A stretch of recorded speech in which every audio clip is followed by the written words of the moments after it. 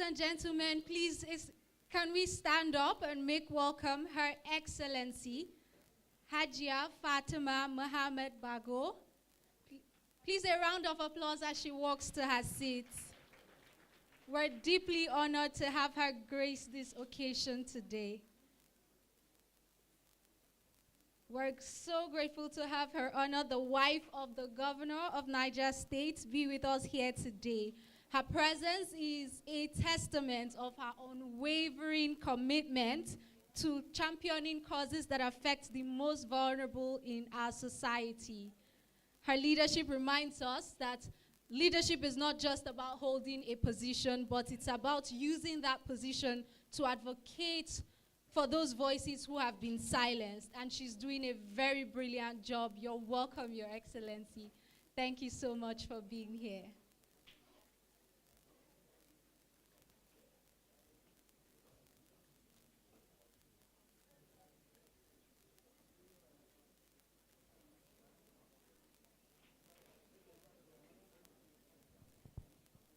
Ladies and gentlemen, before you take your seats, please let's rise for the national anthem.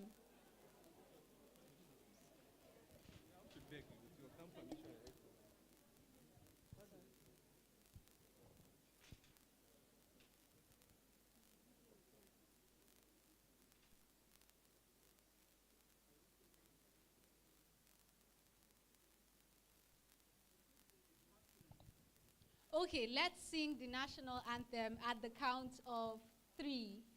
1, 2, 3.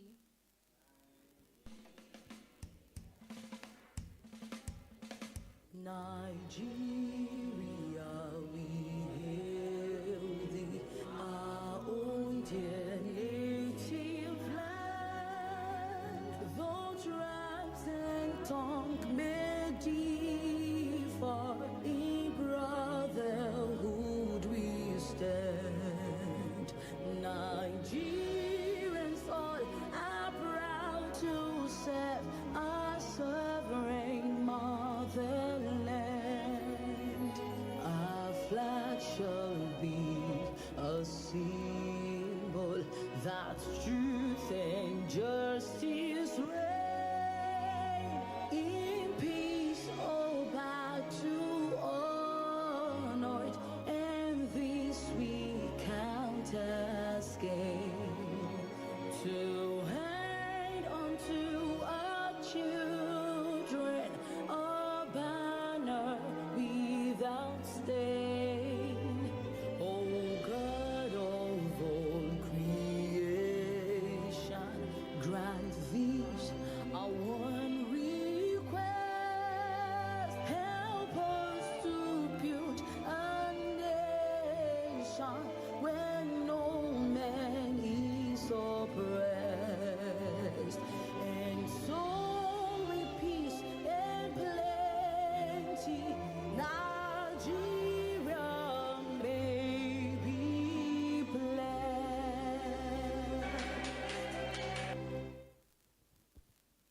Thank you so much. Thank you, Your Excellency. Thank you to everyone who came with Her Excellency. And so we're just going to jump right into it by inviting the man who convened us here today to give a welcome address to all the guests. Please make welcome Mr. Chenemi Bameyi.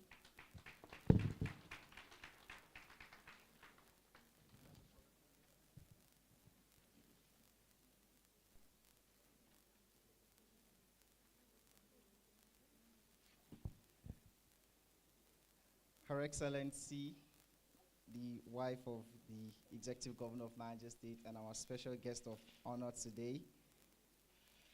It's such a privilege to have you join us again for the 3rd International Conference on Rape and Child Sexual Abuse. Thank you so much for coming. I know this is a theme that is dear to your heart. You were here last year, January, if you remember, and then you're here January this year again. Would you please give her a round of applause?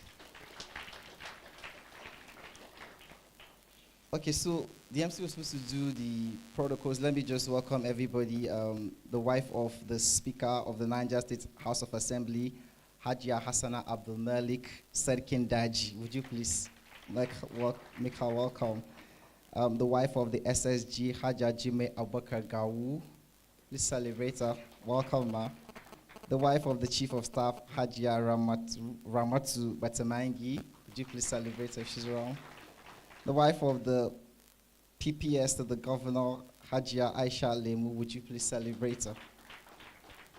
The wife of the DG Protocol, Hajia Zainab Ndakwayi. Please celebrate her. And other entourage of the First Lady, I'd like to make welcome the Permanent Secretary, Ministry of Humanitarian Affairs and Disaster Management, Barrister Meroman. Please make welcome. The Director General of School Reforms, Haja Maimuna Mohammed. Welcome. The Special Advisor to the Governor on Women and Affirmative Action, Mary Noel Berger. Welcome. Our distinguished panelists, Dr. Nuruddin Lemudi, Director of the Dawa Institute. Please make him welcome. Other panelists, Anne Wakwood. How did I barrister to that? Welcome. And other distinguished guests that are here, the entourage of Her Excellency, we welcome you especially to this conference today, and thank you for coming. Your Excellency, the wife of the Executive Governor of Niger State, and our special guest today, Hajia Fatima Bago. The Honorable Commissioner for Education here represented the Permanent Secretary, Ministry of Humanitarian Affairs and Disaster Management, Directors of Ministries, Departments, and Agencies, Director General of Agencies, Special Advisors, our invited special guests, members of the press, ladies and gentlemen, and our dear students. It is with great honor that I welcome you to the 3rd International Conference on Rape and Child Sexual Abuse, organized by The Peak Story. First, I'd like to express my heartfelt gratitude to my parents, Mr. and Mrs. Bambe Bruno Okwe, who gave me the opportunity and foundation for this life I now lead. My parents are here, Mr. and Mrs. Bambe Bruno Okwe. I said I was going to speak my language. Yeah, here are my parents. Thank you so much for celebrating them. You can please sit down. Over the past 4 years, this conference has served as a platform to raise awareness, educate young people on self-protection, and deter acts of sexual violence. Through our efforts, we've reached over 1,000 students from 30 schools across Niger State, along with our growing online community. Today, we gather not out of a ritual of self-promotion, but with a shared purpose to find lasting solutions to the scourge of rape and child sexual abuse. Despite advocacy efforts and increasing awareness, cases continue to rise. This underscores the urgent need for renewed strategies, collective action, and a return to moral values rooted in God's original plan for humanity. As we address this year's theme, Encroachment, we reflect on how societal and individual distortions deviate from God's order. Rape and sexual abuse are symptoms of humanity's fallen nature. It's an age-long problem that requires both spiritual and practical solutions.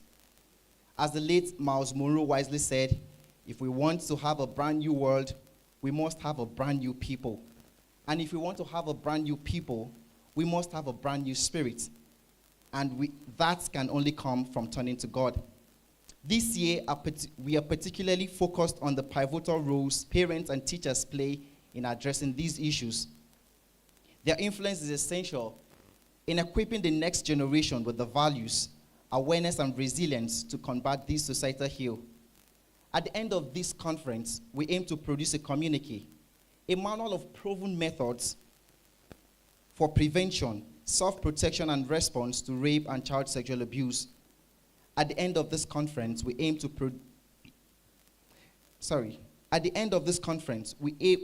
produce this communique, and it will be distributed to schools.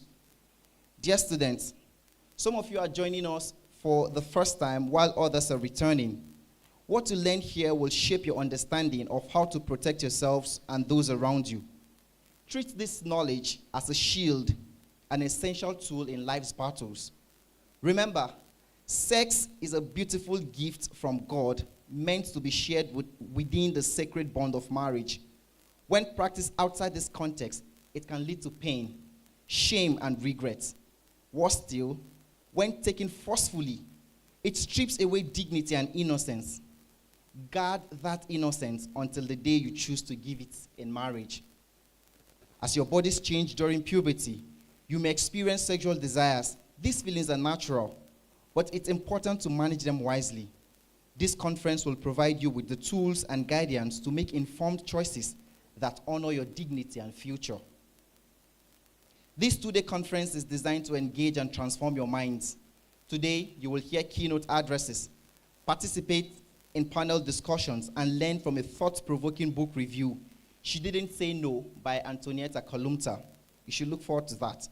Tomorrow, you will take center stage as panelists, asking and answering questions. There will also be creative presentations from schools and a movie screening. As a media organization, the Peak Story is committed to telling impactful stories that highlight the uniqueness of people and communities while addressing their needs. Through our foundation, we go beyond storytelling to create tangible change. For example, in September 2024, we enrolled 14 out-of-school children into schools across Niger State, covering all their enrollment needs. This project cost us nearly ₦500,000, and this year, we aim to increase that number to 100 children.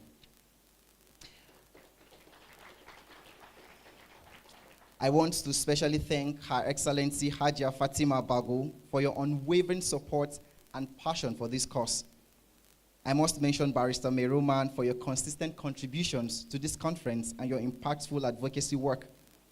Mary Noel Berger, a mother like no other who has been a source of inspiration and unwavering support for the past 12 years. We've been together. You are truly a force to reckon with. Anne and Wakuda, for your dedication since day one and your work at Rayua Sexual Assault Referral Center. Dr. Nuruddin Lemu, for your vast knowledge and experience as a scholar of the Islamic faith. Barrister Miriam Kolo, she's supposed to be here, for your groundbreaking work at the Niger State Child Rights Agency. And to all our distinguished guests, panelists, and supporters who have made this event possible. Lastly, I must thank my incredible team led by our partner, Olatundu Bisola Aluaye of Trio Communications, for their dedication and hard work in making this conference a reality. Distinguished guests, students, and partners, as we begin this year's conference, let us commit to creating a society free from rape and child sexual abuse. Together, we can restore dignity and safeguard the future of our children. I now declare the third International Conference on Rape and Child Sexual Abuse open in the name of God the Father. Thank you, and may this be a transformative experience for us all.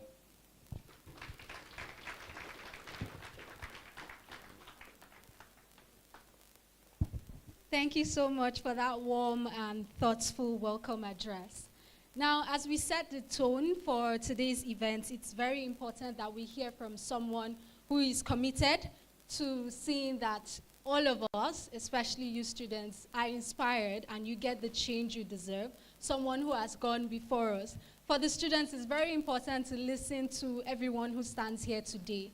They've gone so far, and they're here not just to talk to you, but to let you see through their journey in just these few minutes. They could be doing a lot of things, but the fact that they've chosen to be here means that they're committed to seeing you grow.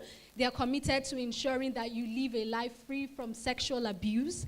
They're committed to seeing that you know that there are people committed to addressing the issue of sexual abuse if in any way happens to you or any of your friends. So please, without further ado, make welcome Mrs. Mary Noel Berger.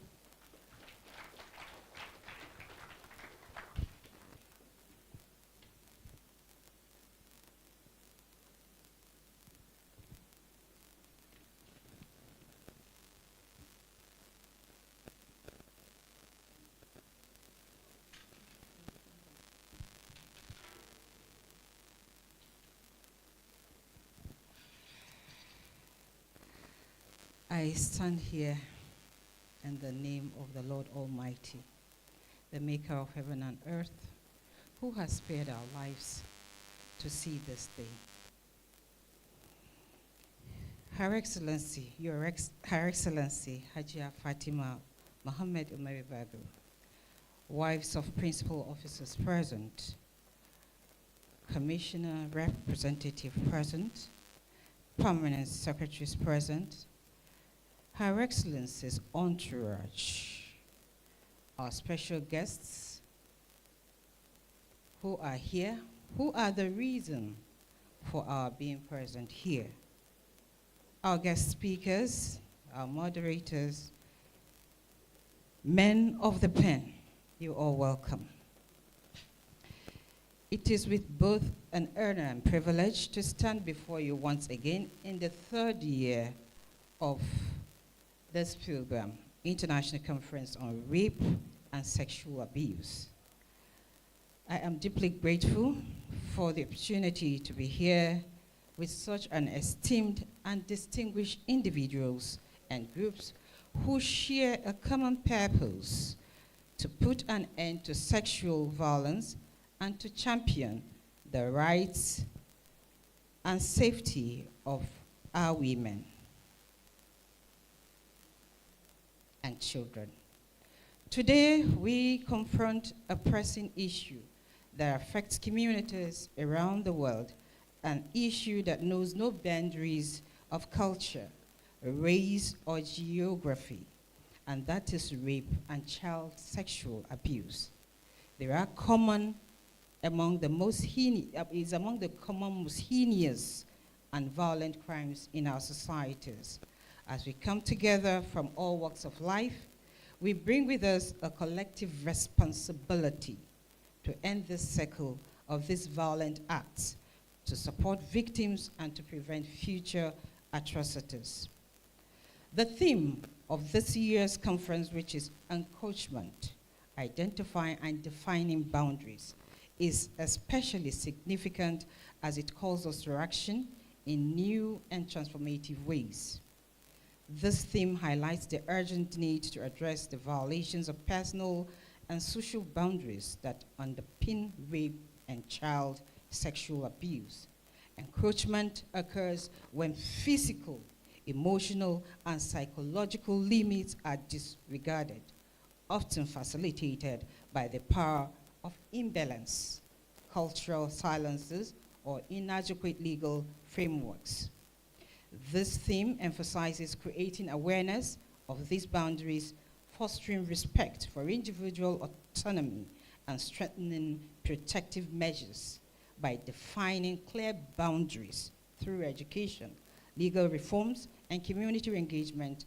Society can challenge harmful behaviors, empower survivors, and work towards a culture of zero tolerance for sexual violence. We must go beyond simply acknowledging the problem. We must confront it with determination, collaboration, and unwavering commitment to the principles of justice and human rights. As a special advisor to the governor on women and affirmative action, I am accurately aware of the critical role that government, civil society, and international organizations must play in addressing the challenges we face. The protection of women and children from sexual violence is not only a matter of legal intervention, but also one of cultural review. More access to education and empowerment. We must dismantle the structures such as outdated societal norms, inadequate legal frameworks, among others, that allow violence to continue, and replace them with systems that prioritize dignity, rights, and safety of every individual. In our country, and particularly in Niger State, we have made significant strides in raising awareness about gender-based violence, strengthening laws, and in providing support to survivors in recent years. However, we are not yet where we need to be. There is still much work to be done. It is through events like this conference where we come together to share knowledge, best practices, and innovative solutions that we can build the momentum needed to create lasting change. Let us be clear, this is not just women's issue alone, nor children's issue. It is a human rights issue. It is an issue of equity, justice, and the protection of the most vulnerable in our society. Each of us here has a critical role to play in this effort, whether as policymakers, activists, educators, law enforcement officers, or community leaders. Our voices must rise in unison and must work together to ensure that every woman and every child can live in a world free from fear and violence. We will engage in discussions, exchange ideas, and forge new partnerships over the coming days. Let us remember that the ultimate goal of this conference is not simply to share knowledge, but to catalyze, actions. Let this be a space where we reaffirm our shared commitment combating rape and child sexual abuse, and where we chart the course for a future where such violence is not only condemned, but eradicated. In closing, I would like to express my deepest gratitude to the organizers of this conference. Like we all know, Cheneme moved out of Ayewasai. Where are you? He moved out of Ayewasai, having worked with Ayewasai for several years, addressing our issues, going about to seek, he was like our representative on handling rape and what. Before I knew it, Cheneme came up with rape pig story, because from what he was meeting outside, he decided to build up an idea of how this story can be, made larger than big. And that is why we are all seated here today. And I want to thank you most especially, my sister, Auntie Meru. Honestly, with Cheneme, without Cheneme, we have always met on issues like this, because whatever you do, it's the passion that drives you. It's not just what you know, but the passion you carry in you is what leads to this. And it's just so funny that no woman can sit back there and see a child being abused by any other person, whether male or female. So this is why we are here. And like I had already said, I know that the state government has been working with this. Even from the last administration, I know the state legislative arm tried to do something about this. And that was when they came up with the idea of, because when we went there, we were all crying in tears. The speaker cried. And the next thing he said, what did you? He said, let them be killed. Because even if we torture the nyonyo, they can probably still live. But when they see that they are dying, I think nobody really wants to die. So you just assume that if you go into it and you are caught, the next thing is to die. And our girls, please see it as a responsibility to protect yourselves, to be your sister's watchdog. Don't allow anybody to lure you or to deceive you. There's a story going around now. We don't know if that girl was a girlfriend of that guy. We don't know if she was just his, whether she's just a human part seller. Because from the story, I think it's his business. When I don't know how he invited her, I don't know how he got her, he cut off her head. And they were saying he's a pastor. The next thing they say, gospel singer. I don't know where he's singing his gospel to cut heads. After cutting her head, okay, he was caught. The next thing, you see the other, the arm, you think is someone that is working in abattoir, and that when they got to the house, the body was pieces. And the explanation was in the Aki say the Naman Anyanka for Salah or Kashi. God, well, please, girls, just take care of yourselves and watch your backs. The boys, see the girls as your sisters. When you begin to see yourselves like that, you will not want anybody to harm them. One word for you. The strength of a true woman comes from her innermost ability to protect the other woman. Thank you very much.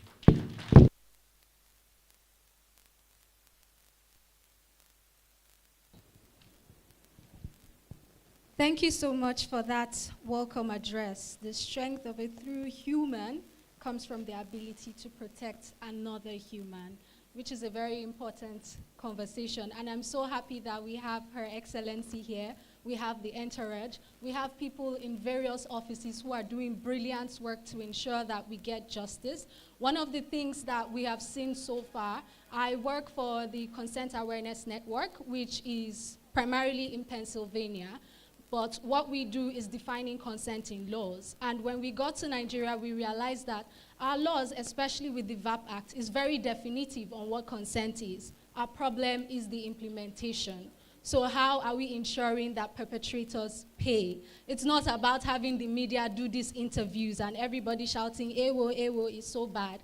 How are we getting them to pay? Because that's the only thing that will serve as a deterrent. So we're very happy to have all of you seated here today, and we know that going forward, you keep on doing the good work to ensure that, you know, young women, young men, every single person who does not have a voice gets justice.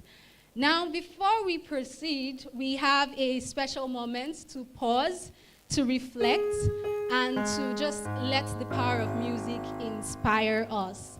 It's my pleasure to introduce Mrs. Longshang Azael, whose music has a way of touching hearts and stirring emotions. Ladies and gentlemen, Longshang Azael.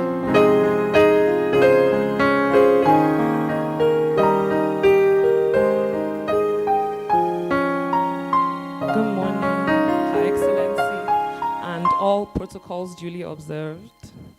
I'm thankful for the privilege to be here once again. We were here last year and we're here again, seeing fresh faces and promising young ones.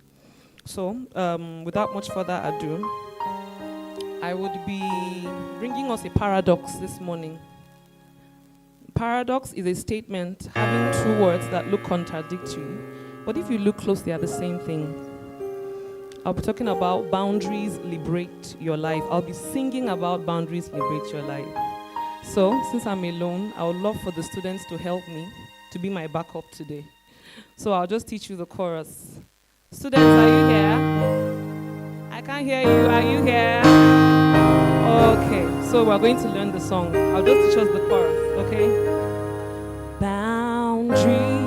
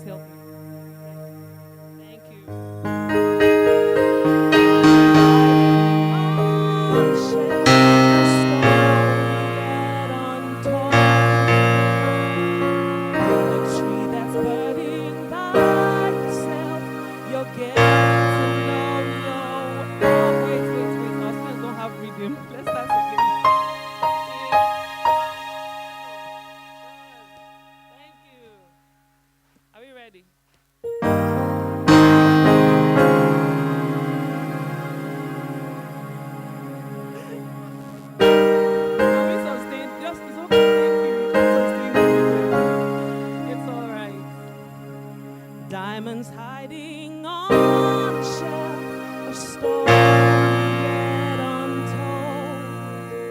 A tree that's burning out, said, you're getting to know your worth. You're surrounded by so many people trying to mess your mind and trying to waste your love. Taking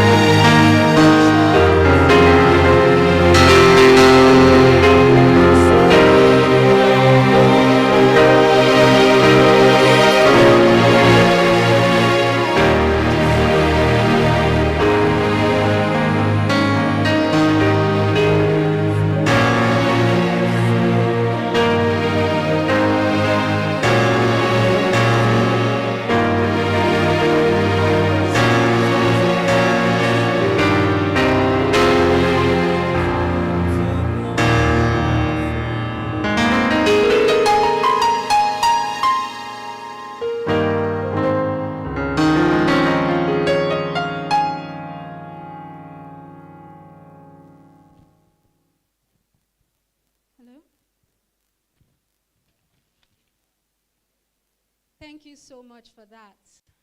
In case you didn't hear the words, learn to be assertive.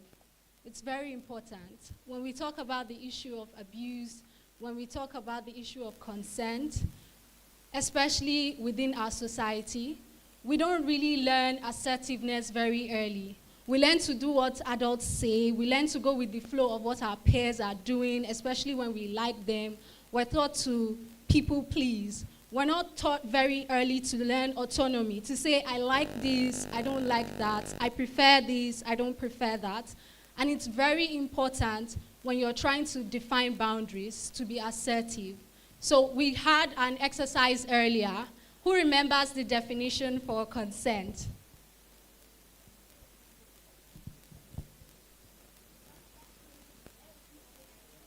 Please, a round of applause for her. So consent is FGKIA. It's a freely given, knowledgeable, informed agreement. So I didn't do this before, even though Chenemi did. My name is Antonietta Kalunta. I'm an actor, I'm a scriptwriter's manager, I'm a presenter for both radio and TV, and most recently, I became an author. Please clap for me. So I started the journey for writing this book in 2020 when, we started to just get reports about sexual abuse skyrocketing. And then I'm very active on social media. I used to be active on Twitter, and the debates were just crazy. So I decided to look through Nigeria's laws to see if we're even arguing things that you can take to court. And when you take to court, what will happen to whoever you're accusing, those conversations. And that's when I decided, I think we need a comprehensive consent education, a document that is easy. You can see how small it is. It's easy for everybody to pick up and understand, and it also has what our law says, what is the legal backing of every conversation we're having. The title of the book is She Didn't Say No. Earlier, I gave this scenario where I said, imagine there's a circle and someone steps into your circle without permission. And I asked how you felt. People felt enraged. People felt, they felt bad that someone would step into their circle. And most times, the argument some of these perpetrators have when they disrespect your boundary is that, well, you didn't say no. And that's the conversation I want to have. When a yes means no. Because not every yes is consent. Earlier I explained that there is assent, there is acquiescence. Those two are not consent. Assent is agreement on the face of it. You said this, I agreed, but I did not agree to every other thing you did around it. So I assented. Then there is acquiescence. If you force me, if you tell me I'm going to lose something I should not lose, if you tell me you're going to harm me, you're going to harm my family, I'm not consenting. It's under duress. When I was in Lagos, I had to go do community work in one community in Lagos, Ajegunle. And we had girls. It was more a period education workshop. And one of the girls, the knowledge they had, someone had told them that, when you get to a certain stage, you're going to see blood. You're going to wake up and start to see blood. And it means you're going to die. When that blood starts to come, you're saying, because you have some knowledge. Clap for yourselves. And when you see that blood, you're going to die. So in order not to see that blood, before it comes, you need to sleep with me. You need to sleep with someone. And so that was how we were able to stop that conversation, because periods are totally normal. It's a biological function. You're going to get to that stage. That's the importance. So for that girl now, he might want to justify and say, well, she went to his house probably. She went to sleep with him, but did she consent? So the fact that she did not say no does not mean that she consented. For a lot of you, you are under 18. As far as I'm concerned, as far as the VAP Act is concerned, you have no business, even if you packed all your clothes and went to that house, you have no business engaging in any form of sexual activity with any adults. Like, it's not consent, it's rape, because you're underage. So there are certain categories of people that cannot give consent. Children. Once you're underage, you can't consent. If you're under some influence, if you're, if you have a mental disability that makes you unable to reason, that's why the definition for consent is that it's a freely given, meaning you gave it freely, you gave it enthusiastically. It's a knowledgeable and informed agreement, meaning that you had all the facts, you had all the data, and you chose to do that thing, and then you had the capacity to reason. Children do not have the capacity to reason. That's why we don't let them drive. That's why we're not going to put you on the road. We don't trust your level of judgment enough yet. And that being said, I trust the work that Chenemi does. And I believe that if you have questions, if you have boundaries that have been crossed, if you want to, have a conversation with somebody about something that is going on, you can meet me, you can send a note to any of the ushers. We'll reach out to you during the course of this event or at the end of it. Now, without further ado, I'd like to make welcome the panelists. Please give them a round of applause. They're going to be doing a panel session on the role of parents in preventing child sexual abuse. Please make welcome Barrister Mariam Kolo. Make welcome Mrs. Anne Mwakuda. And finally, a round of applause for Dr. Nuruddin Lemu.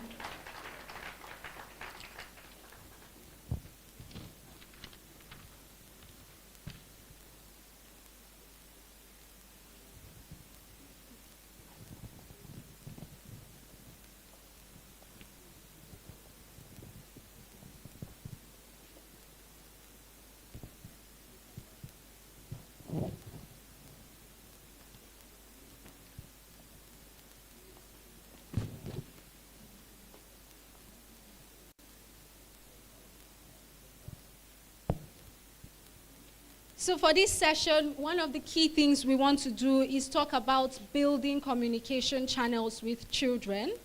I grew up in a society where initially some conversations people don't like to have with their parents because that relationship was not formed very early on. So you don't just become an adult and become comfortable, gisting with your parents about certain conversations if you never did as a child. You would now have to turn to your friends. So we would like to hear their experience on how to start building these conversations early and how some of you can also open up to your parents now.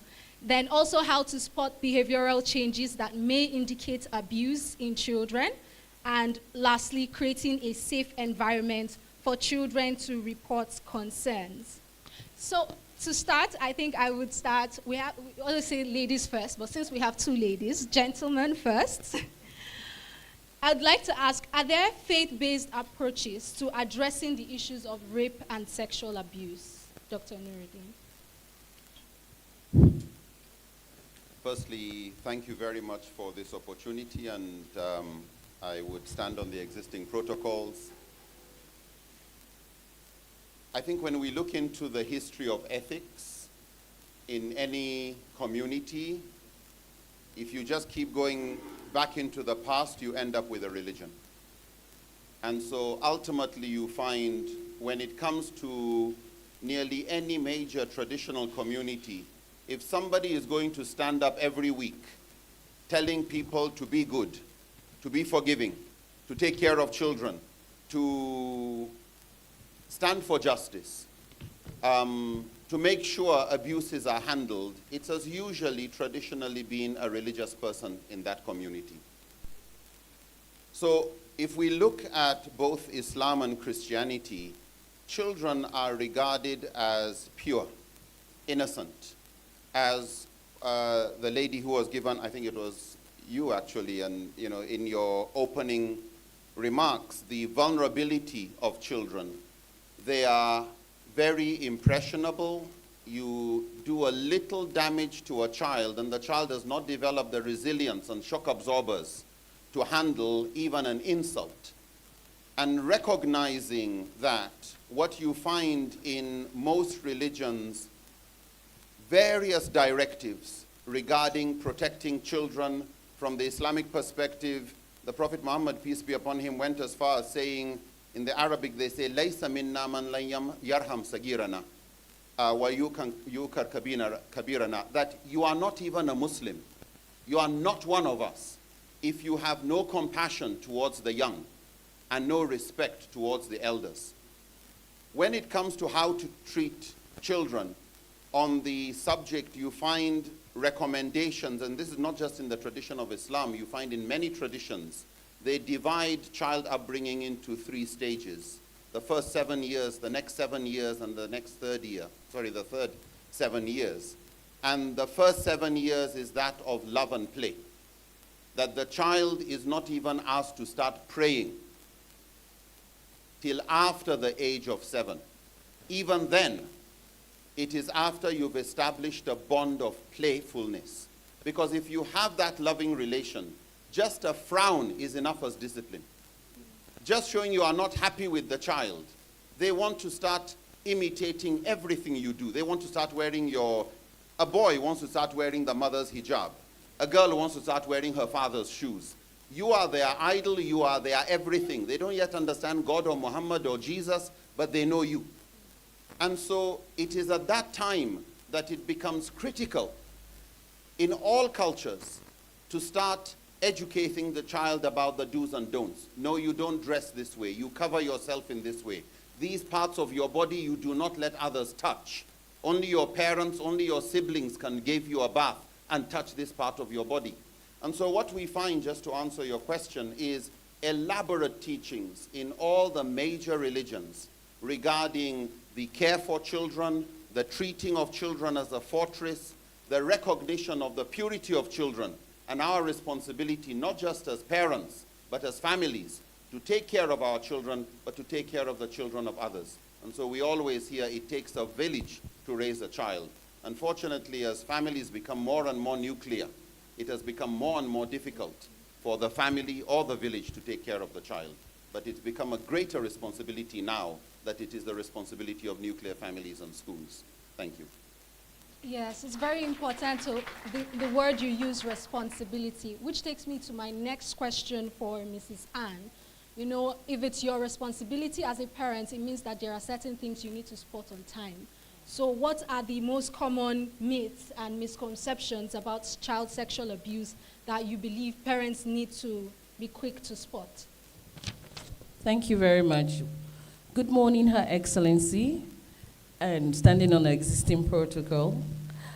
I want to talk about, let me add a little to what he said.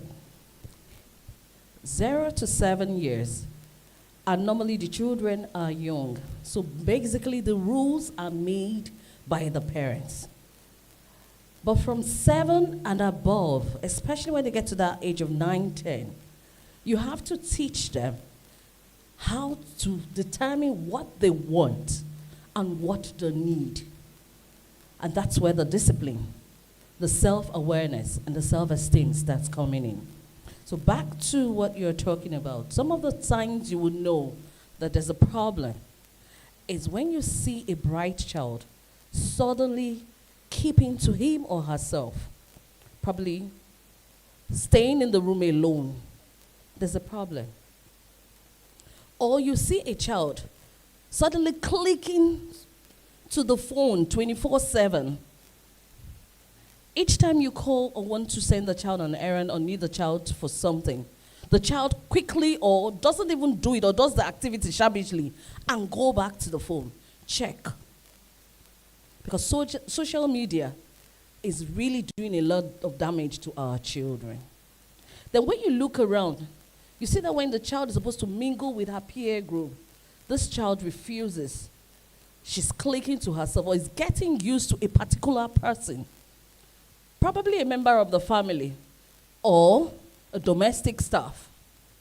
The child prefers being with that person. Check, there's something wrong somewhere. Because why will it be that out of all the children, it's only one particular child that has so much affection from one person? There's something wrong. Or you see a child in the middle of the night wakes up screaming. Look well, the child has been tampered sexually or assaulted by someone. Most times children, when they're assaulted, they don't talk. You hardly see a child that speaks when he or she is being assaulted.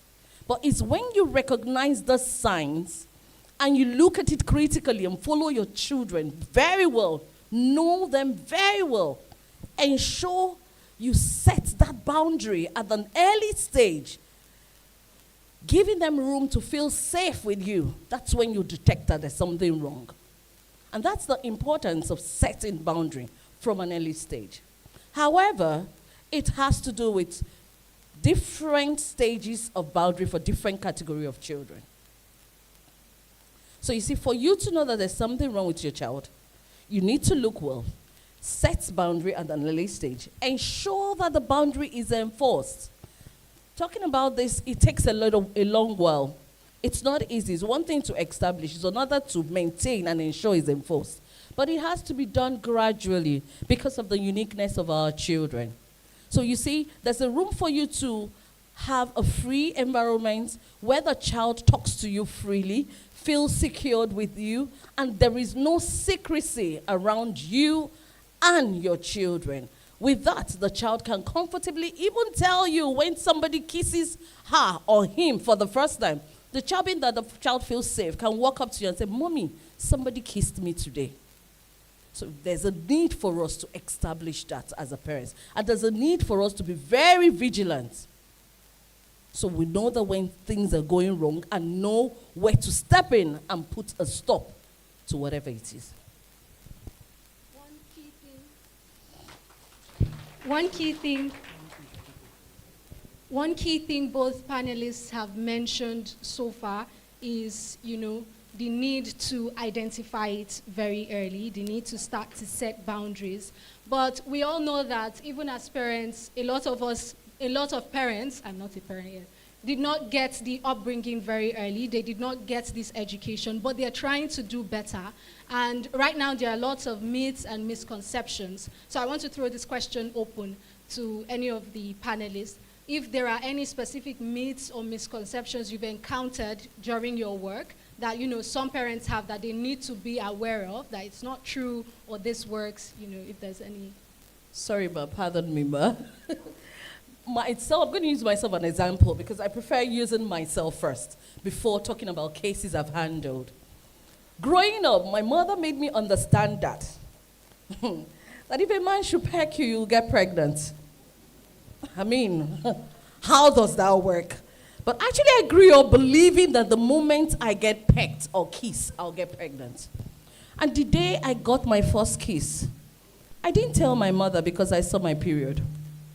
So you see, there's a need for us to use the right language, the appropriate words, and the right ways to train our children to ensure that those boundaries are set. You don't have to blow lies or tell them that, in the Holy Scripture, you must not love. You must not, for crying out loud, love is a beautiful thing. But when you teach them early, they will now understand that there's a time for everything. Do you understand? They know that it's part of life. It's part of growth, but do it at the right time. Instead of going around painting it, telling you when you're kissed, you get pregnant, and you get kissed, and the next minute you see your period. That alone sets doubt. One, it sets division between you and your parents, and distrust. Honestly, the day you would have your first sex, your parents will know, because they've already created doubt in you. So it's important for parents to not joke with this thing. Tell your child the right thing. Use the right word. Tell them the consequences of getting involved in this. Do not paint it. Let them know and let them do the decision themselves. Thank you.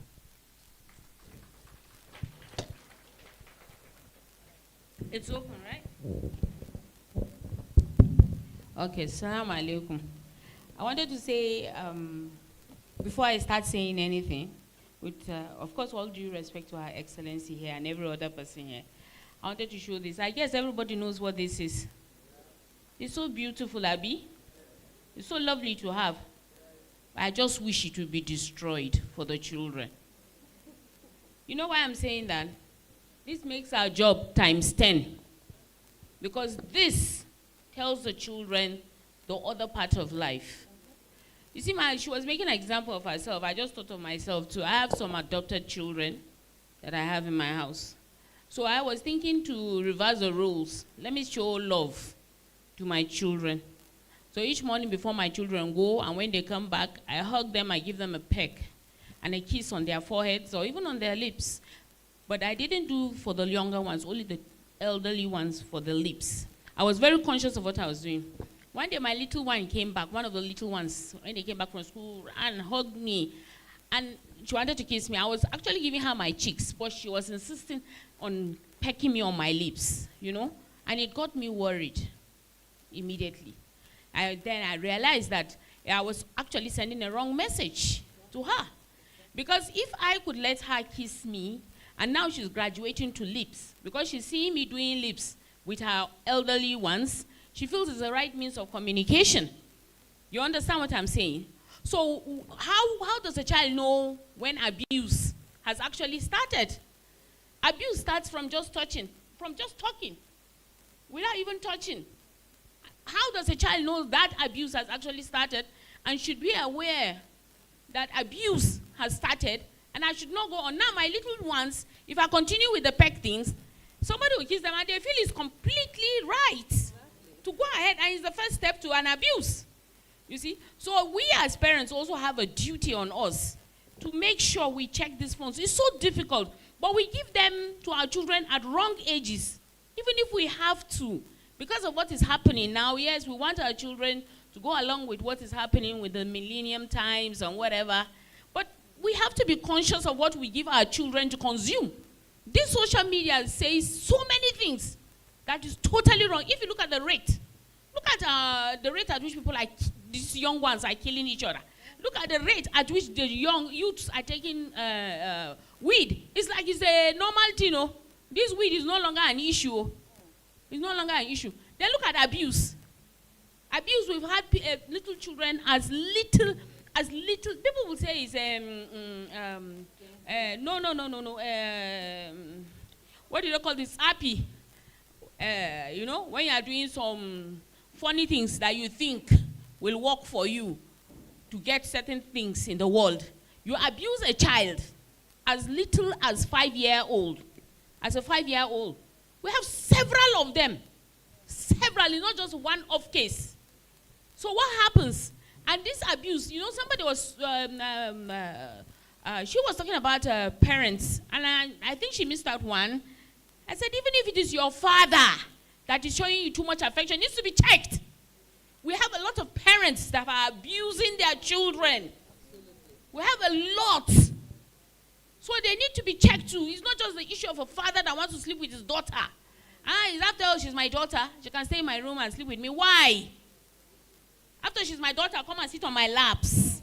Why? The laps come are not even around the knee, all the way in. You know? So we need to, as parents, be very, very, very mindful of whoever is around us, most especially, topmost on the list, the father. Second, the uncles, the brothers, the sisters that are around the house. Then number 3, the most dangerous ones, the staffs. They are the most dangerous ones. Because they actually want these children not to say anything. And they seriously abuse these children. So we need to check before we even branch out to the schools, to neighbors. So many horrible things are happening. So many horrific things. May Allah help us. Amen. Thank you so much for that, Ma. Really important conversations.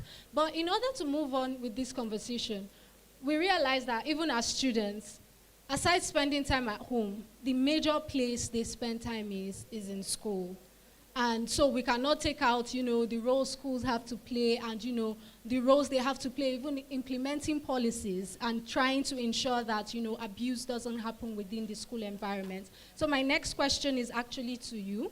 And it's that what legal frameworks or policies are in place to protect children from abuse in educational institutions? And how can parents advocate for stronger protections within these institutions? Well, in continuation, standing on all existing protocol, I think I'll be aligning with Nura on what he said on the Islamic aspect as I delve into this aspect of what you are asking me. Definitely there are lots and lots of legal laws that covers a child and protects a child.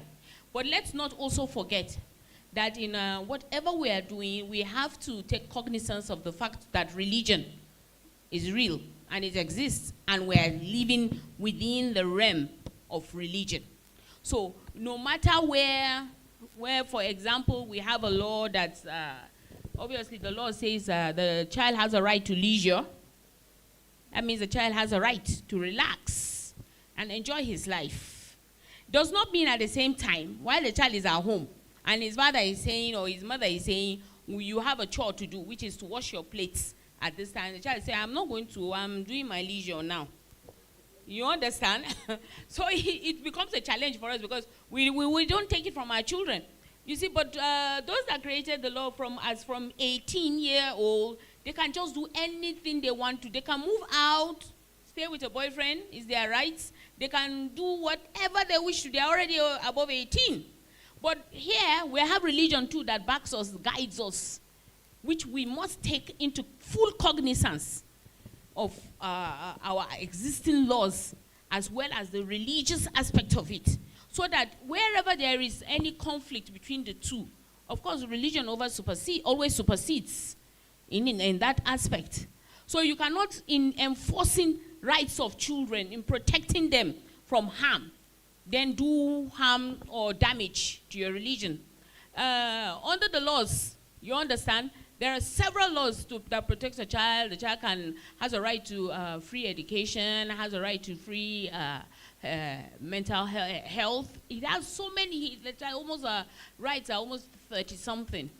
You understand? But then again, in enforcing that right, how do we go about it? Whereby we get our children where they are. Now, when we're talking about rights, a child has a right to at least view what he wants to view, hold this phone, stuff like that, and breaking it down so that these children can understand. Now, if you are saying a child has a right to this, the moment you open one of these phones, if you are not so lucky, you pop up a site, the first thing you are seeing is a sexual content. You can imagine the debate we had on even that Maggi, the Maggi cube, and is it Chin Chin, and Indomie. It was sexual in nature. What were you telling our children? Now, when you have this thing pop up, and then you see a sexual content, and in fact, now it's not even anything, you just type the unnecessary words, and you go into the site, and then they ask you a silly question. Are you an adult? And you are not an adult, and you say yes. So, they'll open it for you now. They've covered, they've protected themselves. Now, when we try to advocate for this to be closed up, for that permission to be closed up 100%, you do not enter any adult site unless you have gone to register yourself, and then your phone will be linked up and you'll be... It didn't sell. Till today, it didn't sell. We're still getting pop-up of sexual contents popping up at any time. Is it the TV? Is it radio? That one is mini. What about the useless drugs that they sell? Kaya Mata, Kaya Maza. What is shown on the packets? For Allah's sake. You're seeing the private parts of a man, private part of a woman being displayed. They are putting it on trays on their head. They are in various shops. They're everywhere. You go and buy these things. Your children buy these things. You don't even know. For God's sake, when are we all going to join hands? Because I feel like each time anything comes up, I just feel that when we are talking in avenues, programs like this or places, I just feel we are just mocking ourselves as individuals. I feel we should all stand up and stop being afraid. You understand? Why am I saying we shouldn't be afraid? You and I, all of us know where they sell these drugs. There is even a law, existing law, that prevents the sale of these drugs. But they have made it a very, very priced commodity in the black market. Codeine, all these other bottled, yes, tramadol, all these things. But you and I know now. So why is it that you and I are afraid to go to NDLA and tell NDLA that I know do their job so that they can go and do something about it? In as far as we continue to keep quiet, we are part of the problem. And I think that's why this conversation is important. If you'd like to chip in something about, what policies are in place and what could be made better. We all know that when it comes to, our society, yes, there's definitely a slow response when it comes to implementing certain things. But I know especially up north, NDLEA they are the most active up north. in trying to curb all of this. So what roles and what pressure, sometimes, these institutions, they need pressure, they need a little bit of pressure. So what pressure can parents put on the system? Thank you. I want to start by telling parents and everybody that charity begins at home. You see, we talk about all those things, but the work lies more on we parents and teachers. It's what you impact on your child from the cradle that the child grows up with. We, as much as we have children that smokes weed, that drinks, that does this, we still have children that are focused and are determined at achieving their goals. It's same head. But it all boils to parental background. Number one, we parents, are we role models to our children? Children grow up with what they see, what they hear. If they grow up in an abusive environment, where the father talks down on the mother, or even blesses her with slaps and beatings every day, or goes out and smokes and brings the marijuana and cigarette back home and smoke before the child, what do you think will become of that child? So you see, talking about all those laws and all these norms, it boils down to even we parents. If we are role models to our children, if we set the kind of behavior we want our children to follow suit, it makes the work easier for both you and I. Because the child grows up knowing that my mother is like this, my father is like this, and you telling the child the consequences of those negative and risky behaviors are out there makes it much easier. Teach your child, tell the child everything, do not play around it. Some will come and call it names and not even discuss sexual education and all this immorality.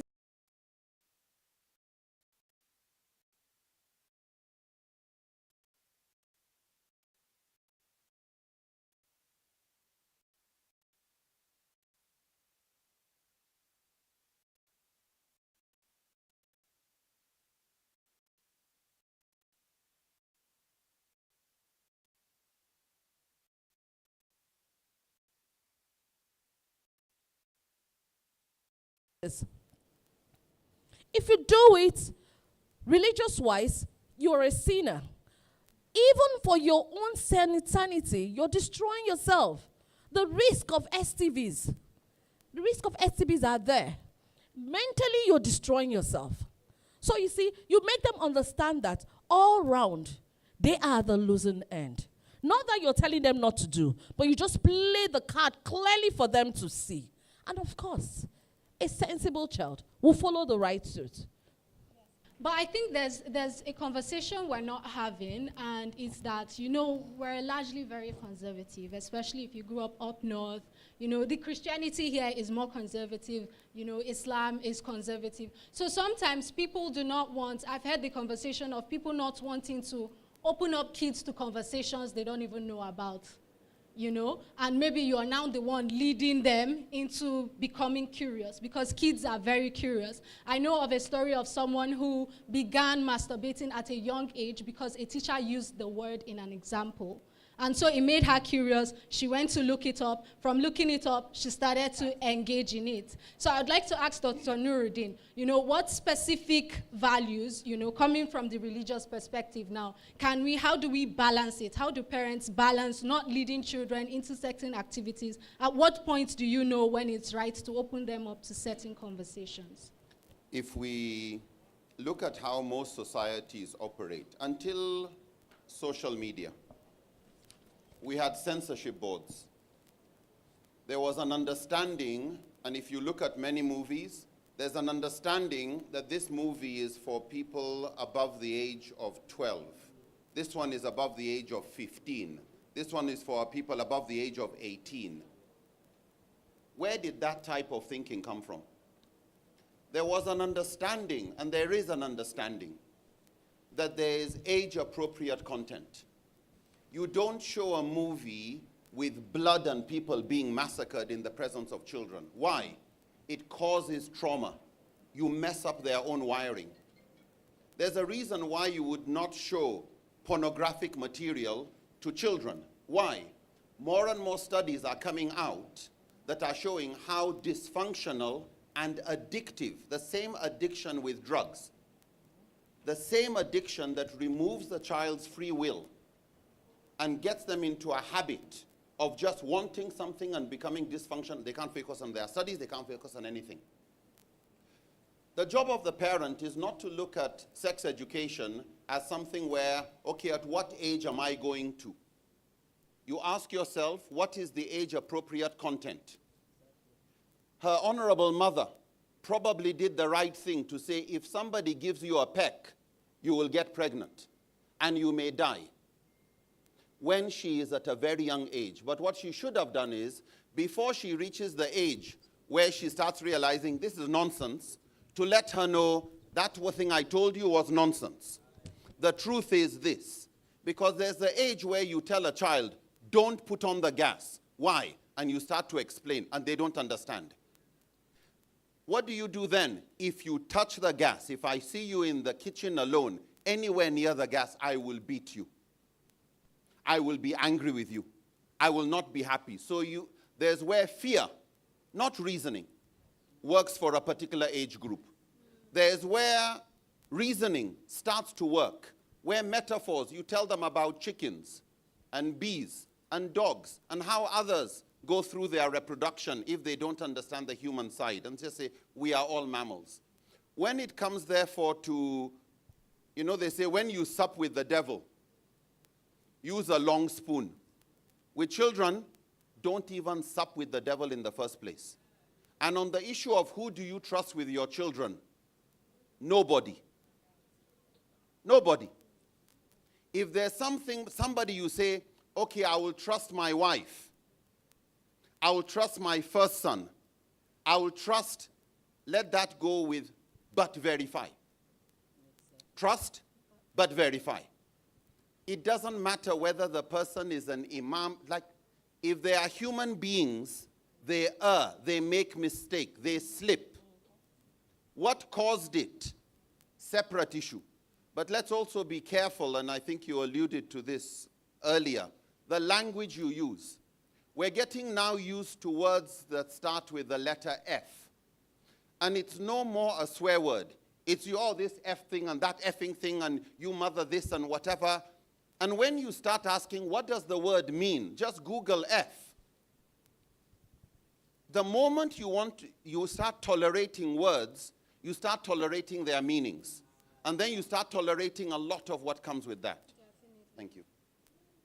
Thank you so much. I think one thing I would take away is trust but verify. We're very pressed for time. So what we're going to do now is I'm going to take final words from each speaker, just one sentence, one-liners, and specifically to address the students. What's the one thing you want them to take away from this conversation? Okay. I will start with to our parents.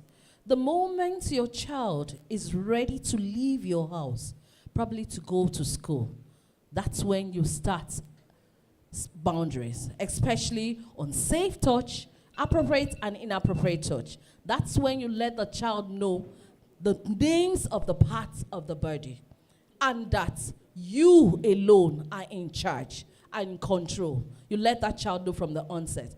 Make the child know that nobody has the right to touch you. And if they do, they should speak out and report to their parents. You start at the cradle. Then for the students, boundary will help you build a healthy relationship. It will make you feel safe for yourself, have self-esteem, build self-awareness, have self-discipline, and even make you know how to treat others with respect. So it's important for you to treat others the way you want them to treat you. If you know any touch or any activity is uncomfortable to you, learn how to stand up and defend yourself, because only you is in charge of yourself. Take autonomy of what? Yourself. Thank you. Take Assalamu alaikum. For all the children here, well, before I get to the children, I would just want to say a sharp word for the parents and their children, then I think it's about high time that each parent, when you sit down in the parlor with your family, with your children, and everybody is on their phone, doing one to another, and then nobody's connecting. Isn't it about high time we try to start telling these children, drop your phone, just be with me in my space? It's about high time we started doing that. Let's bring back what we used to do before. When you're in your car with your children, let them drop that phone and look around. Let them see the trees now. Everything is just passing them. And it's only social media that is telling them there's a tree outside. You know? And then finally, I think for the children here, I would like them to go with like 2 things in their mind. The first thing is for every girl, for every boy that is just growing up, I'd want you to constantly say in your mind that you're not ashamed to be who you are, and that you are, if you are a female, you should reiterate that to yourself. I think every day you are a female. If you are a male, tell yourself you are a male every day, and then also make a promise to yourself to be part of a change. If you make a promise that every day you will be part of a change, it means that the moment a girl who is your friend is starting to touch you, no matter how young you are, you know that abuse has started, and it is now time to report. The same thing for a guy. I wish you the very best in all your endeavors. Thank you. I think it is important for parents to remember that the most important ingredient in parenting is the relationship between you and your wife, you and your spouse, you and your husband.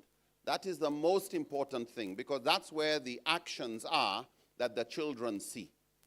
So remember, if you are not in good terms with your spouse, it'll damage your parenting ability. Because you force your children to take sides in a fight. It is trauma for them. The second thing to parents, be very careful about this issue of family name. Somebody slept with somebody's daughter, oh, but they are our cousin, family name. That is rubbish. That is rubbish. If you want to show concern and compassion, show concern and compassion to the victim, not the perpetrator. If you want to stand for justice, justice is what prevents the perpetrator from repeating it. Rape is the most underreported violent crime. The most underreported. According to World Health Organization, out of every 5 girls in the world, 1 has experienced sexual violence. According to UNICEF in Nigeria, 1 in every 4. 1 in every 4 means 1, 2, 3, 4. One of them has been abused. 1, 2, 3, 4. It is very common. So the moment you see somebody has done something, please do not keep quiet. And my message to the students, be your brother's or your sister's keeper. If you learn that she has been abused, do not keep quiet. Go and look for somebody who would listen and let them know what has happened. Why? Because you just saw the tail of the devil. If you keep quiet, you become the silent supporter that allows the perpetrator to continue doing it with greater impunity and boldness. So if you see anything wrong, please say something, do something, but don't just say we will pray.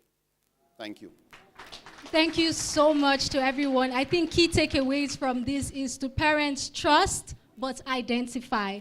And to the students, set boundaries, be assertive. And the final point, which she was also echoing, is that you speak out. Thank you very much. Please, a round of applause for our panelists as they return to their seats. At this juncture, I'd like to invite our convener, Mr. Chenemi, who will be introducing the next panel session. So I'd like him to call on the guest himself. Welcome. Thank you so much. Can you please put your hands together for Antonietta, Dr. Nuruddin Lemu, Barrister Miriam Kolo, and Anne Nwakoda. Please celebrate them one more time.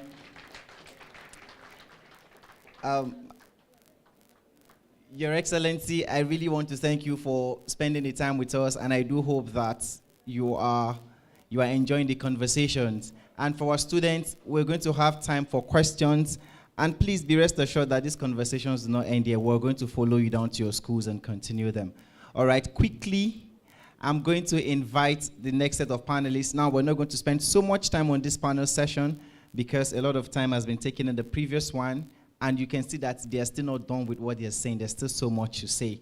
So please make welcome Barrister Meroman. And also make welcome Haja Maimuna Mohammed. I'm excited about these two. Let me give you a warning. They say so much in such a short time. They say so much, both of them.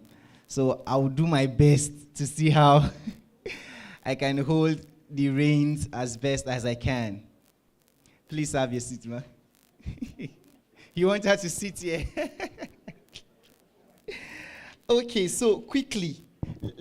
Wow, okay, great. Okay, so let's begin quickly with Barrister Mero.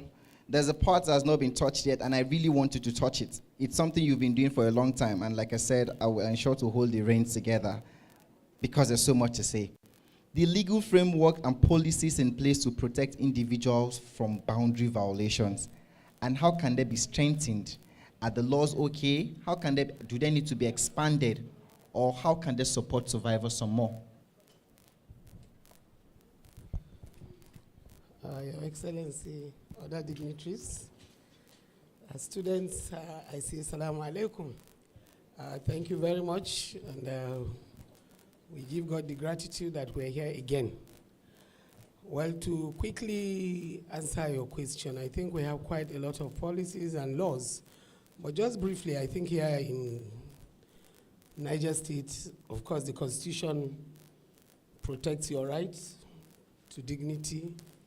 And when you talk about rights to dignity, of course, and you talk about creating boundaries, just like the word, that is the do's and the don'ts. When you say boundaries, this is where you can stop. Don't cross over. Of course, by the time you cross over, you are committing something else. We have the Constitution that enumerates all of these rights and protect the human person, women inclusive. Like I will always say, there is nothing like the women's right. It's the human right. And for us in Niger State, we are lucky also that we have the VAP law, Violence Against Persons Protection Act. And we also have the Child's Rights Law, which I think which was amended as recent as 2 years ago.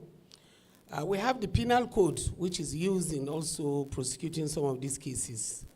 Now the question is whether it is sufficient or whether the laws covers everything. Well, you know, knowledge is evolving and life is dynamic, and so is the society. So each time new things come up and there will be need for amending some of these laws. But the question that one would want to ask is that even the ones that we have they been exhausted? Yeah. Have they been applied? Well, I will not say 100% yes, but as a lawyer who wants to protect or fight for anybody, you must be armed with instruments to embark on that fight, and that is the law, the laws they use in the court. But we have what we say is the is and the ought. This is what it is. This is what it ought to be. Now, the laws are there, but you need to use the law through persons. There are rules and procedures. Proceedings, too, must have to be adhered to. And sometimes even very technical, that if you are not careful in doing the needful, a criminal can go free, just on technicalities, because that is what is the law. And I will repeat again that I said even last time, I will say it again. Unfortunately, the law also is not about the truth. The law is about evidence, because only God knows the truth. So no matter how much you cry, no matter how much you claim, you must have evidence to back up what you are alleging. So, and one of the lacunas, I would say, for me, is the issue of a medical report. And like some of these medical reports unknowingly to victims or survivors of abuse is being tampered with. For instance, where a girl is being raped or a guy is being raped, he's not or she's not supposed to clean up anything. That is what. So you can imagine somebody who has been raped in Mokwa and is supposed to come to Raiwa Sexual Assault Referral Center in Mina. And sometimes even before the person goes to speak out, the person has washed out the evidence. Sometimes does not even speak out at all until maybe the parents or somebody around you observes. And then the medical report also sometimes is not taken immediately after it has happened. Maybe some weeks after it has happened. So if this is what you are looking for to say this offense has been committed, then of course at the end of the day, the perpetrator may go free. Now, the VAP law has done so much that what the VAP law has done is that even if they are accusing you, for instance, of rape, and the evidence led in court does not establish that, but it showed some, attitude of taking advantage of a person, there will still be an offense that has been committed, and the person will be so sentenced. Now, for the Child's Right Act, like I think your sister here, who was the moderator in the last session,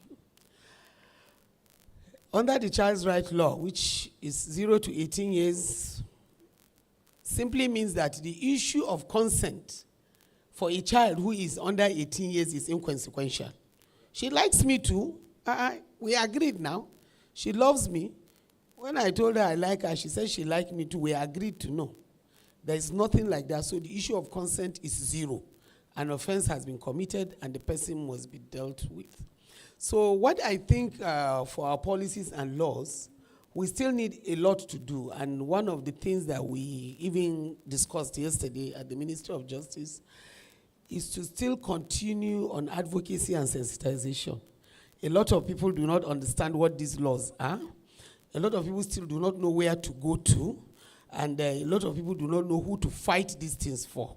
And then some people also do not have confidence even in the legal system, unfortunately. So these are some of the things, but it's still work ongoing. People are knowing, and we intend to do more to let people know.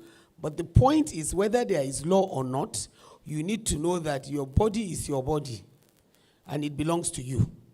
And for me, there is nothing like parts to touch and parts not to touch. Every part cannot be touched, because every part belongs to you. Because in trying to identify which to touch or which not to touch, you end up sometimes confusing the children, because somebody is pecking you. So they didn't tell you, don't touch here. They said, here. Oh, okay, where did mommy say they shouldn't touch? Oh, okay, you can do this.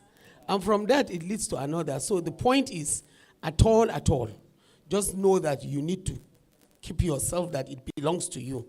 And it is only when it is time, it is ripe, and you say, I am okay to go. Thank you. All right, thank you so much. My mic, okay, good, thank you so much. She said something very important. She said, the law is not about the truth, it's about evidence.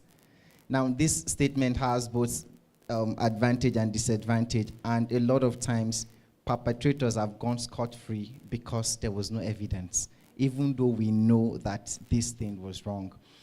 Coming to you, Haja Maimuna, you are the Director General of School Reform. So for the first time, we're hearing something about like school reforms in Niger State, meaning you're bringing in some change. This question, I think it was asked in the last panel, but I think it's your question, that how can educational institutions implement effective policies and programs to prevent boundary violations and promote healthy relationships among students and staff? Good afternoon, everyone. Your Excellency and all the dignitaries here, you are welcome. My name is Haja Maimuna Mohammed. I am the DG Education and School Reforms for Niger State. Thank you for that question. Now, the educational space we have right now is nothing to write about, because even the teachers we have are not the teachers that we need. we are in a very difficult position, but we're trying our best. Because most of the teachers that are in our schools actually do not even understand the word boundaries. Let me give you an example. When we were in school, when there is a cultural day, we are the ones that beat our drums. We are the ones that wear the babariga. We are all girls. We wear and we dramatize that day. But if you look at our schools right now, on cultural day, they invite DJ. Even the teachers start dancing with our girls. This is something that I've walked into in a school. So it's a lot. That's why I say the teachers we have right now are not the teachers that we need. We are trying to work on reforming that process. This is a systemic failure over time. And we that were groomed well in our schools are the ones that failed the system. So we need to check ourselves. When we point a finger at somebody, actually the other three are pointing back at you. So we need to hold ourselves responsible. And parents have also let go their cardinal responsibility of watching over their own children. Just because education is free doesn't mean that you are free from parenting your child. Just because education is free doesn't mean that you do not have a responsibility of checkmating what is that free education actually doing, or what are those issues that I need to support. We are not looking at only involving parents or engaging parents alone. We are not only looking at engaging parents, but we are looking at involving parents. This is why right now in everything we're doing, we're stepping it into community-based concept. The recruitment of teachers are going to be community-based. The checkmating of construction is going to be community-based. The monitoring and evaluation is going to be community-based. Quality assurance have been stepped down to all 25 local governments instead of just a few. So right now, it may not be visible to people what we're doing, because this systemic failure is also, has really done a lot of damage to policies and procedures that are supposed to govern the aspect of basic and secondary education. Now, my dear friend, Mr. Chenemi, I think this is one of the most important conference this state or this nation should be hosting. But one of the issues here is because it was organized in a vacuum. We would have loved to step forward to make this bigger than it is right now, but it's okay, you've done your best. And I'm really appreciating you for that, and also all the panelists that are here that are guests. But God willing, next year, we will make it bigger than it is. Because you brought our students here, and we're excited. And you brought some parents here, and we're excited. When we make it next year, we will make it in days. It shouldn't be one-day session. We should address students separately. We should address parents separately. And we should address community leaders separately. Because the conversation with parents is a totally different conversation. And the conversation with students are going to be a different conversation. And dominantly here, it should be the male students that are just having their own developmental moments coming up. Even the girls.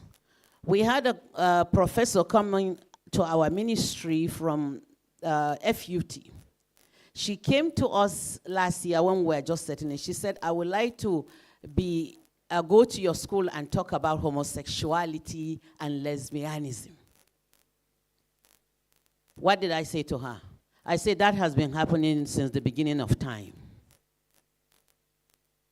What is happening right now is the effect of social media and the carelessness of our own society, and also the systemic failure of so many things. So if I'm to talk about a lot of things, I'm going to take a lot of time, Right. so I'm going to stop. All right. Thank you, because I'm coming back to you shortly, looking at strategies that can be put in place, because you rightly said the teachers that we have now might not necessarily be what we need, because I'm sure there needs to be some value orientation. But Barrister Mero, you also work in the humanitarian organizations, the ministry that you work in. So how can organizations work together to provide comprehensive support services for survivors of rape and child sexual abuse, and what role can policy play in preventing these forms of violence? Dr. Nuruddin, the other time while speaking, said we must change the culture of blaming these survivors, and rather supporting them. So what role can humanitarian agencies play to support survivors? Well, thank you very much. Like we say, a tree does not form a forest. We represent the government, and we have our mandates on what to do. But like the name, we talk about humanitarian service, which we work very, very closely with the Ministry for Women Affairs. We are a sister, ministry to one another. What we normally do is that, because sometimes it's difficult for us to identify these NGOs that are into some of these issues, but a lot have approached us, and we have gladly worked with them. Because working with some of them have given us ideas on how to improve on these policies. So our call is on those who have such NGO. Even if you don't have an NGO, like we always say in gatherings, where you have ideas on how we can move forward or improve what we already are doing. Of course, for the humanitarian ministry, fundamentally our mandate is to deal with the issue of the IDPs and people with special needs. And there are people in those areas too that have been violated. Oh yes, so that's what I was coming to, that I hope again, like Hajia Mimuna has said, perhaps in expanding it, next time we'll make sure we have people with special needs here. Because, and even people in the IDPs, maybe we are also working towards not just getting them here, which may not be easy, but also going there to talk to them, because they have even become more vulnerable than anybody. Their condition at the IDP camp has thrown them into the arms of opportunists. So we have NGOs that work closely with us, but we call on more to come and give us ideas and see how we can come together to see how we help the situation. Because just like everybody is saying, it's just a very, very sad situation evolving around the world today. So the question is, how do we control the media, which is the main thing? You realize surprisingly today that even somebody who has come from the village, once her child is crying, she will give him telephone. He will stop crying, watching anything he wants to watch. So it's not even about, a girl came from the village and we were asking her, because she said they should play one music for her, and the way she was dancing, we were shocked. We were not there. They came to play us the video that she was. So they asked her in the village, do you know TikTok? She said, hey, mana. So they even seem to know more. So the problem is, I think one of the things we need to look into also is that, what can we do about this media control? Because no matter what you say, and just like Antu was saying, and Brother Nuru also said, sometimes in trying to instill fear, you give the wrong signal. Because sometimes when you get angry at, why did you even ask this question? Who gave you that word? And yet you didn't answer the child. So the child will now say, Kai, there must be something about that mommy got angry. I need to know. And I think there was a movie on the social media where she shown her daughter and said, I was going to the church, and don't you ever ask me what is, was it sex? And she left, and the girl was crying. She was wondering why the mother was angry at her. And bam, teacher, one of the, is it a plumber came into the house and, why are you crying? Said, this is what I said. I see what my mother did to me. Say, mommy did. Okay, I will not just tell you what it is. I will teach you. And then he took advantage of her. And the mother came back home and saw her cry. And these are realities of life. Not answering, but like I told you, I say, Bami, there is the need to organize a conference, I believe, even for parents. Because you don't give what you don't have. So even ourselves, parents, we don't have it, so we don't give it. And like our late dad will say, if you love your child, the world will hate your child. If you hate your child, the world will love your child. If you allow your child to, if you allow people to talk to your children without any idea of, he doesn't like me. And today, why we have a systemic failure in this, our structures today of family setting, is because even your own sibling is not comfortable about you scolding her own child. It's like, mind your business. So things are getting bad. So we need to get parents to talk to them to understand. I believe a topic for another day. Thank you. Okay, so right now, next year, we're coming up with a conference for parents. Are we in agreement with that? Okay, great. Thank you so much. So next year, a conference, probably even before the year runs out, we should bring parents together, you know, like you rightly said.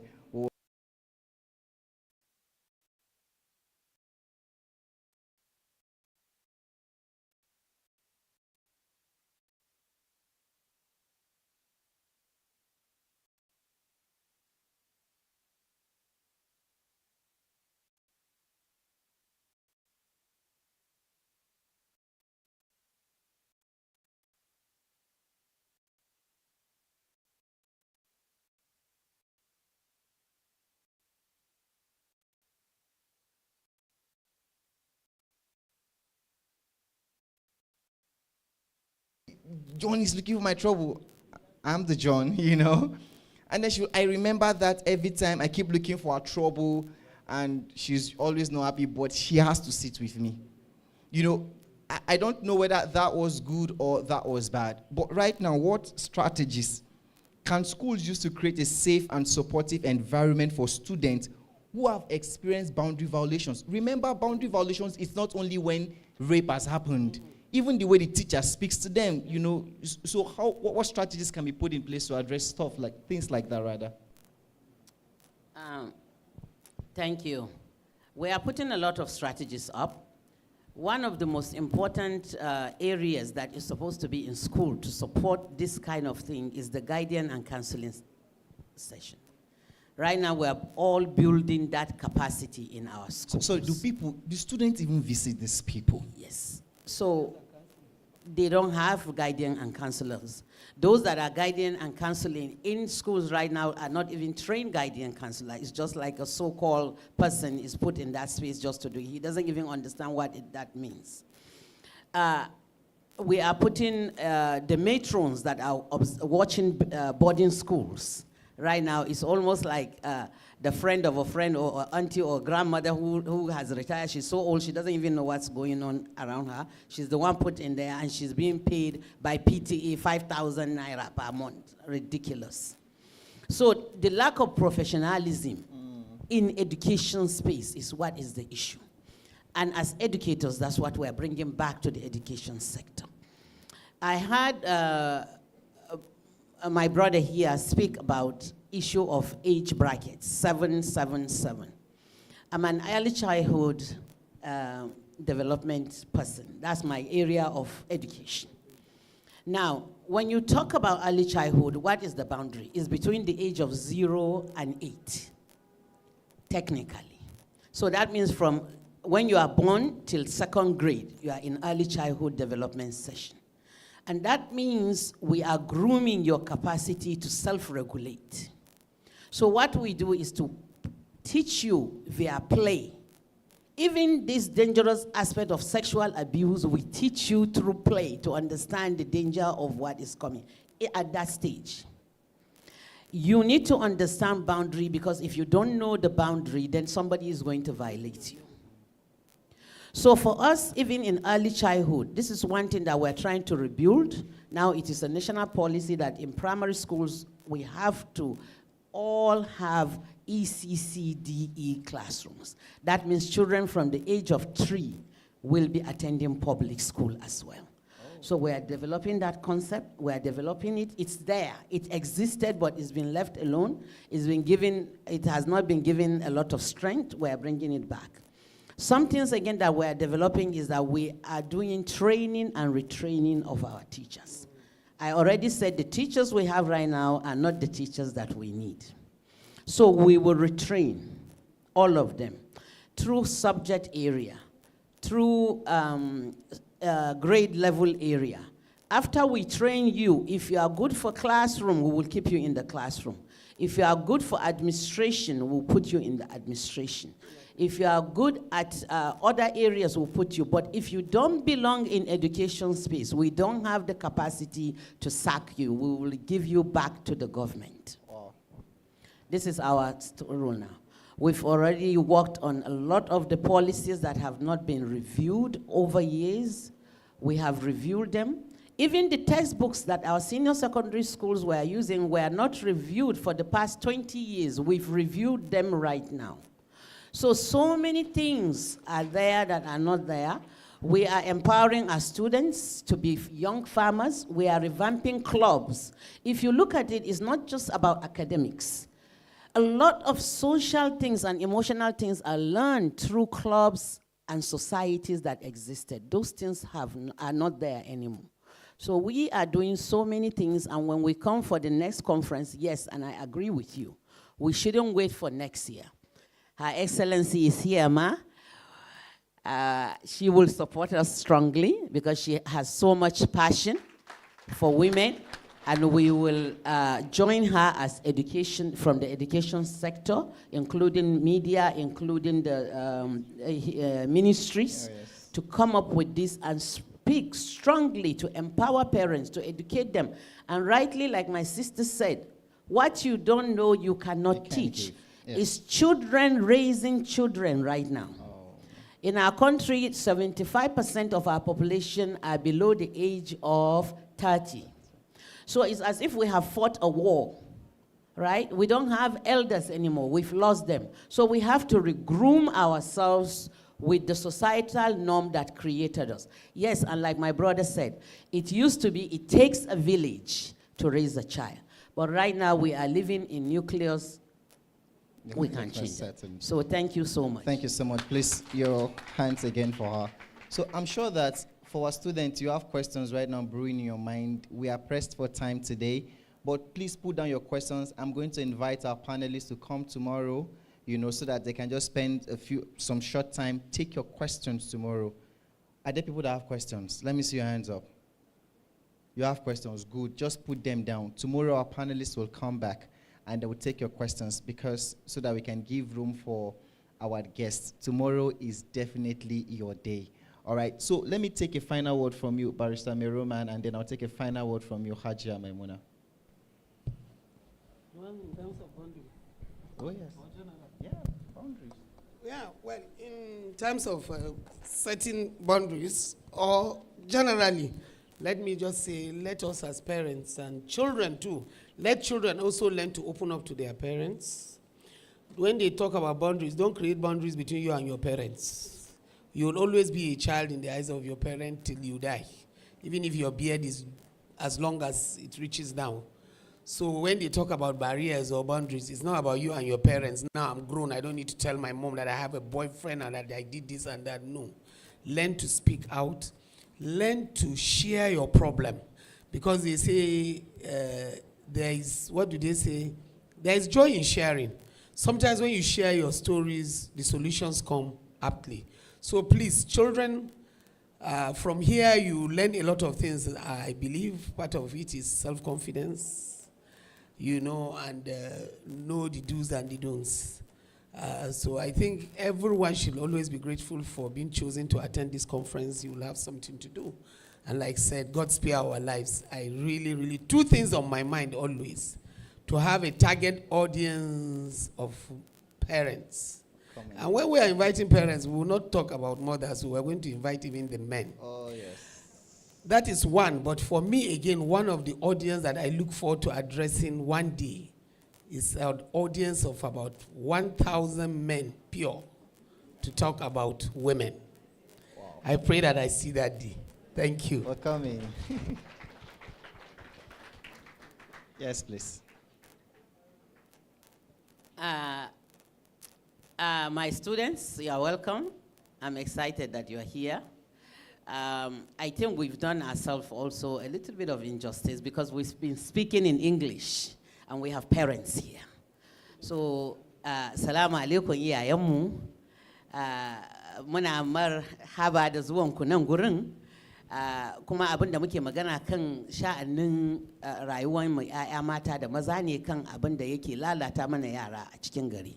Saboda haka ba ni da lokaci da yawa da zan yi magana akan wannan abin a nan gurin yanzu nan don muna cikin karancin lokaci. Amma insha Allahu mun yi alkawalin cewa za mu shirya wani taron wanda za mu kira iyaye. Za su zo wannan filin a gurin nan da za mu yi magana a cikin yaran mu duk da muke da su. Ni ma zan yi kokarin in yi nufanci a lokacin, even though ba zai zama cikakke ba, amma zan yi. So ku yi haƙuri da mu mun yi turanci da yawa a gurin nan wa'insu abubuwan da ake faɗi kila wa'insu mu basu gane ba. Ko yaran mu ma 'yan makaranta yanzu nan capacity ɗinsu su ji turancin da ma aka faɗi a nan gurin akwai some question marks. So moving forward, we will try to do, and also those we should always add issue of inclusiveness. There should be somebody here doing the sign language to those groups. So we are passionate about a lot of things, so we will fix those groups. God willing, thank you so much for giving us the opportunity to be here. Thank you so much. Would you please celebrate them one more time as they return to their seats? Thank you so much, Antonietta. Thank you so much.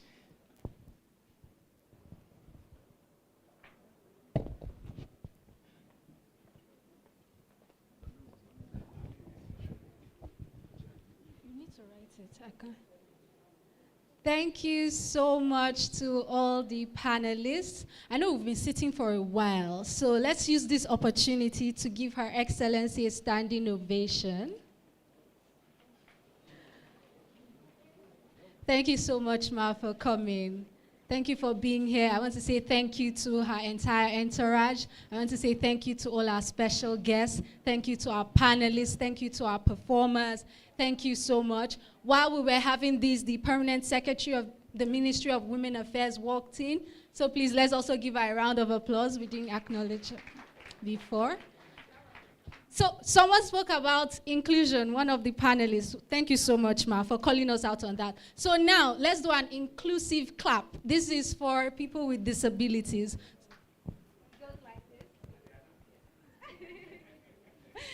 Thank you so much. So while we're at it, please, I guess we can sit down. But as students, I want you to turn to the person to your right and in the loudest voice you can possibly make, tell them what you've learned. The person to your right. Is that the loudest? Okay, turn to the person to your left. Loudest, what have you learned? Turn to the person behind you. Loudest, what have you learned? Okay, please, you can have your seats. So now, I'm sorry, I'm going to get you to stand again because I need you to actually honor the person I'm about to call. You see how with so much grace, you know, very quiet, in our words, very demure.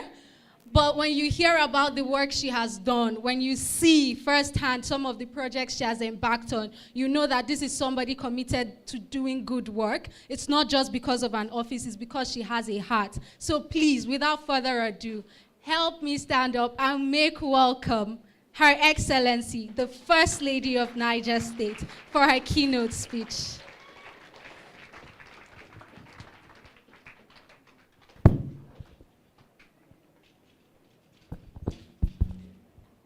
Please have your seats.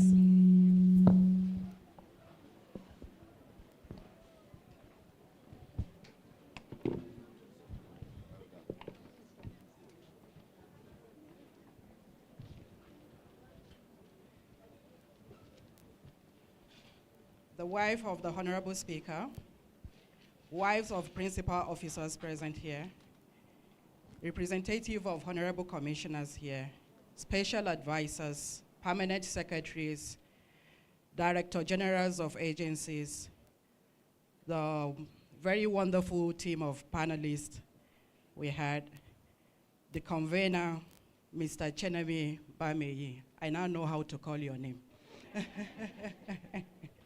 Last year it was a struggle.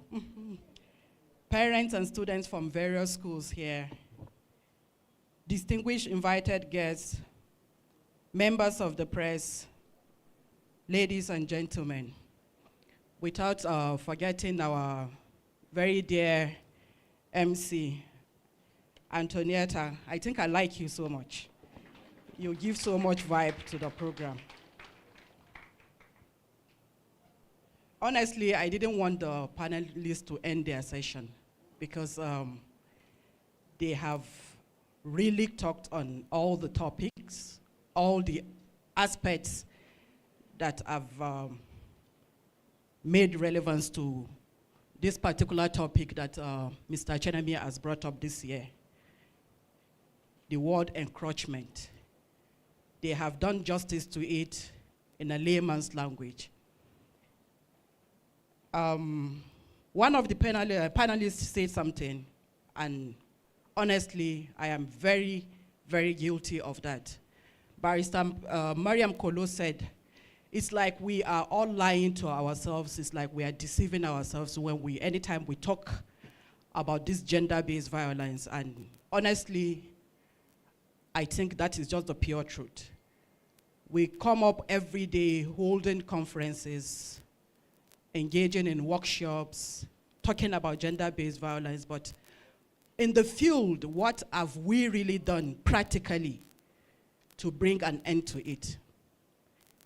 Well, I wouldn't say we are all sleeping on it, but just like all the topics that they spoke about, you are trying to tackle a particular aspect that has come up, and before you are done with that, something else comes up again that has really taken over this other one. So you are in the kind of a confusion on how to go about it. So it's something that we really need to put in more effort wherever you are, in the corners of your houses, in the schools, at your workplace, places of work and all of that. Please, let's try to be more practical than what we are used to doing. I think maybe if we imbibe that, it will really help us a lot. Mr. Chenami, the last panelist, especially the DG school reforms, has already adopted you for the next program that you are going to be hosting. It takes a lot. It's not just something that one ministry can handle. It has to be in collaboration with all the relevant stakeholders that can make impact and do justice to this particular topic of GBV. So as they have advised you, I hope you go by that. Just do all your necessary researches and come up with something that will not just remain within the walls of Niger State, but the whole Nigeria will be scouting to have you come to their state to come and speak on it.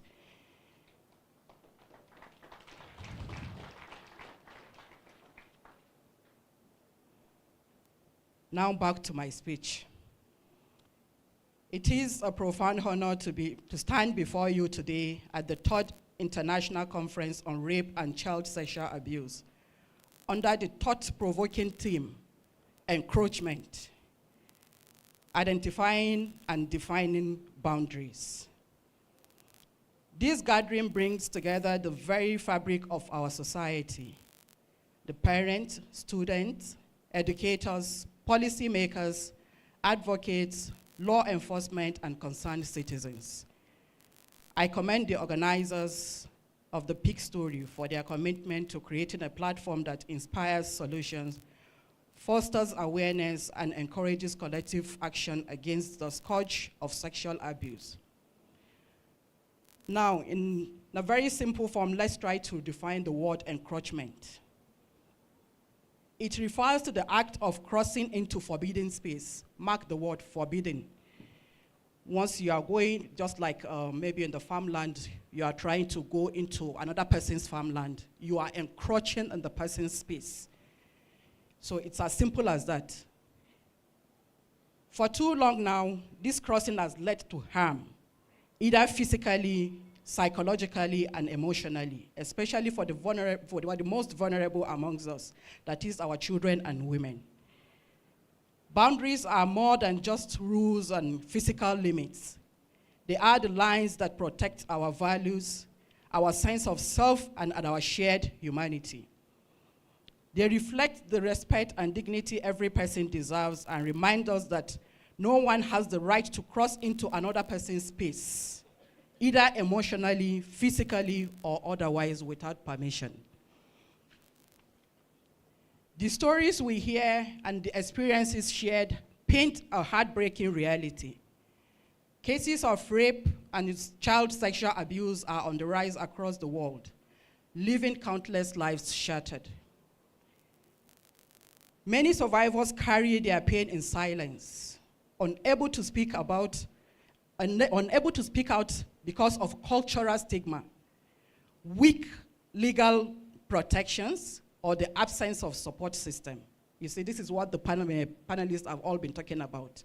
Something will happen to you, you don't know where to go to, or when you go to that particular place, they are not taking the immediate action that is required to be taken. This silence only deepens the wounds, reminding us of the urgent need to listen, act, and create a safer world for everyone.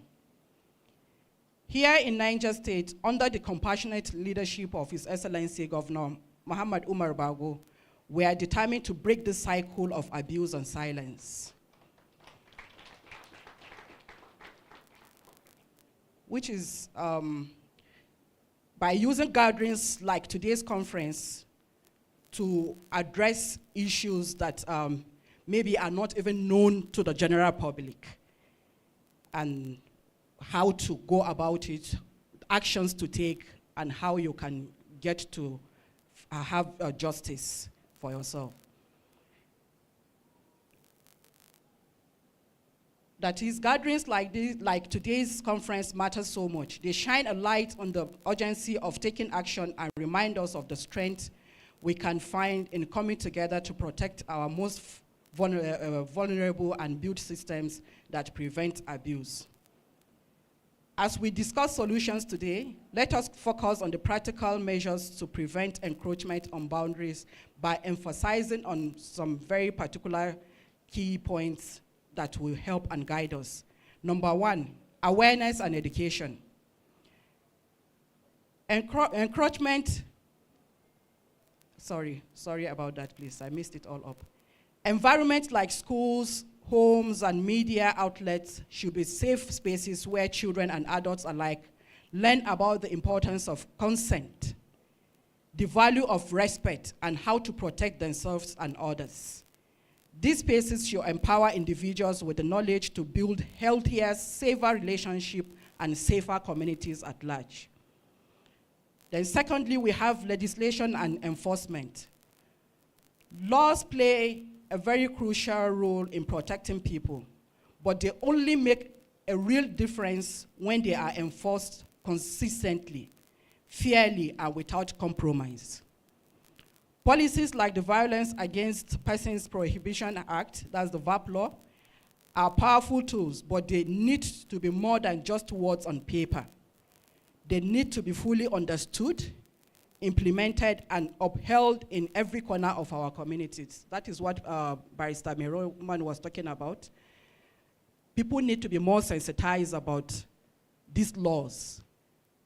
And that is the only way we can get to protect ourselves. You know, my brother here, Dr. Lemu, spoke about people trying to protect the family name. Something will happen, because it is the husband that is the perpetrator. For example, the wife is scared, trying to protect his name, maybe for reasons that people will be looking down on these same children that he is violating, or uncles doing all sorts of things, and then they are like, you want to expose the name of our family, please keep it to yourself, and stuff like that. People need to be more sensitized about all these things so that our children will be safe. And then we have the support systems. Survivors deserve a very safe space where they can heal without fear of judgment. You know, we have a safe home in the Ministry of Women Affairs where all these survivors are supposed to go to so that they will be free from stigma in the community and all of that. This safe home should not just remain just in Niger State. It should be available in all the local governments, because it's like a place of concealment where you just go, nobody knows you've even walked into that property, and then you get the necessary counseling and the guidance before you are back to the society again.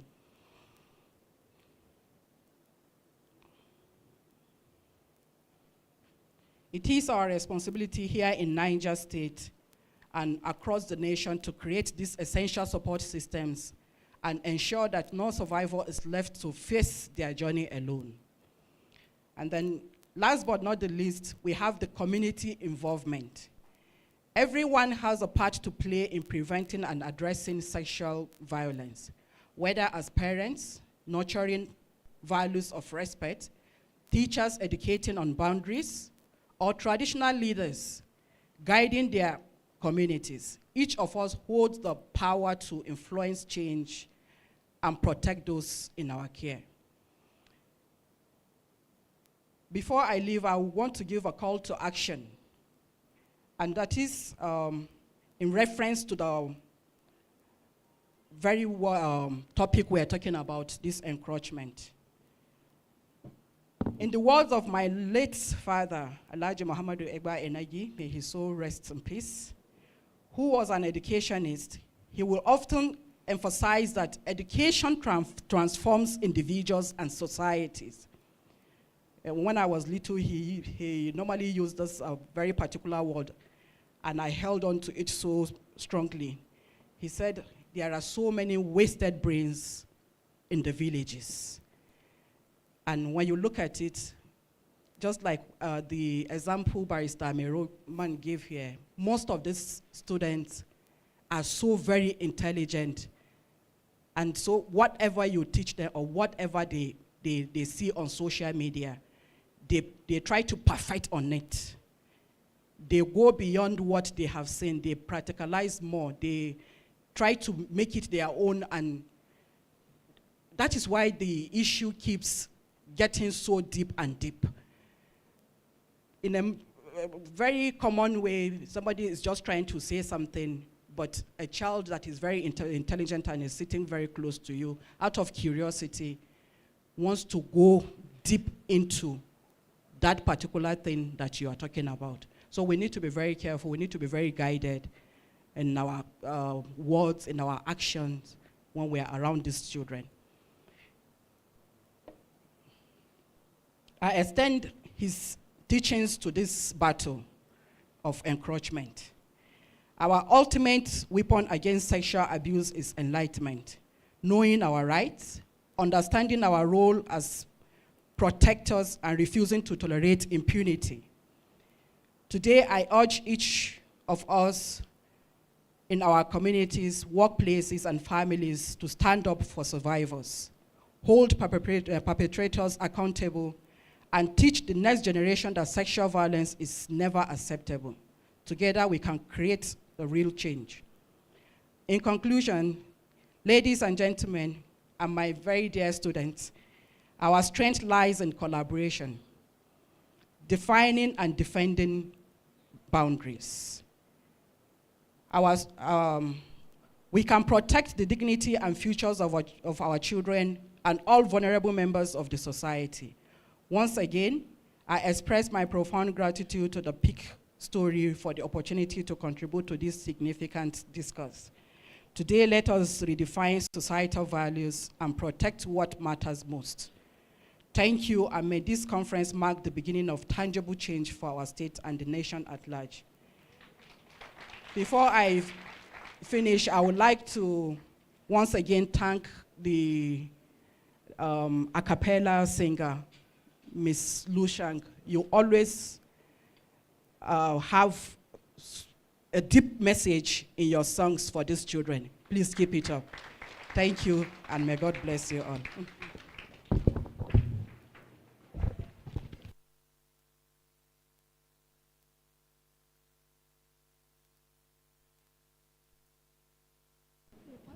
Hello? Thank you so much, Your Excellency. That was such an inspiring speech, such an informative one, too. You know, at this juncture, students, can you stand up? So I teach you a different type of round of applause that we're going to give to her today. So we're going to do the rain clap. Have you heard of the rain clap before? Oh, so one of you should come out and teach us then. I want volunteers. Okay.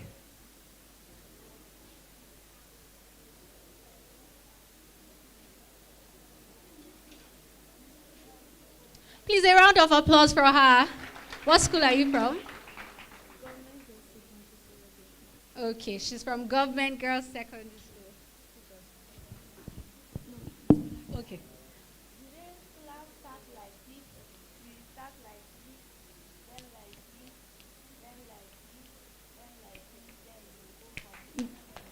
So, do we get it? Because rain start from small to big. That is why we start from 1, 2, 3, 4, then generalize it. Can we go together? Yes, what to have? 1, then 2, then 3, 4, all together. Thank you so much. Thank you so much, Your Excellency. We're very grateful. You can have your seats. Okay, at this juncture, Mr. Chenemi will take over. All right. So thank you so much, Your Excellency, once more. I'm indebted to you. I'm grateful every time, and you know how grateful I am. And I also want to use this platform to express my thanks to your husband, His Excellency. Every time we meet, he has something to tease me about, and then we keep laughing. I met him, I say, sir, we're having this event. He said, go on, but your wife is go and talk to your wife now. And then we just keep doing that back and forth every time. And then I really enjoy the working relationship that we have, with him. I mean, he's the only person that you can literally tell. The governor, you can say, stand in this place, he will stand. You say, is he okay? I say, no, move, then he will move, If he's not ready for interview, you say, go and come back. Then when it's time, she start calling your name, and people just attach some form of importance to you because they hear the governor calling your name and all of that. I'm just saying, I've enjoyed this relationship with you people. I mean, you are my family. We're becoming family right now, not just your husband, but with you as well. So I'm really, really grateful that you came. Thank you so much. Antonetta would like to present her book to you, a newly authored book, and I think she also autographed the book. Right, so we have that presentation to you, Excellency, and we'd like to take a group photograph with you. I would like the panelists to just get ready, every panelist, and we still take maybe some students from the schools. And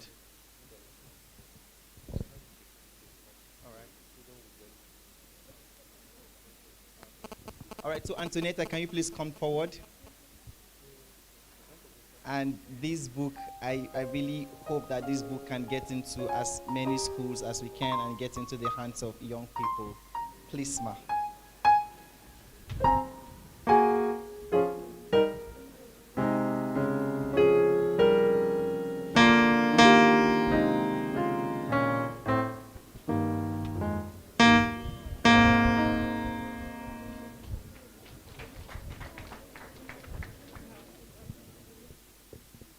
Okay, so can we please have the panelists come up? Dr. Nuruddin, Barrister Mero Hajia, Maimuna, Mrs. Ann.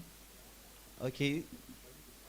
Only the panelists first, and then, yes, and Antonietta, please.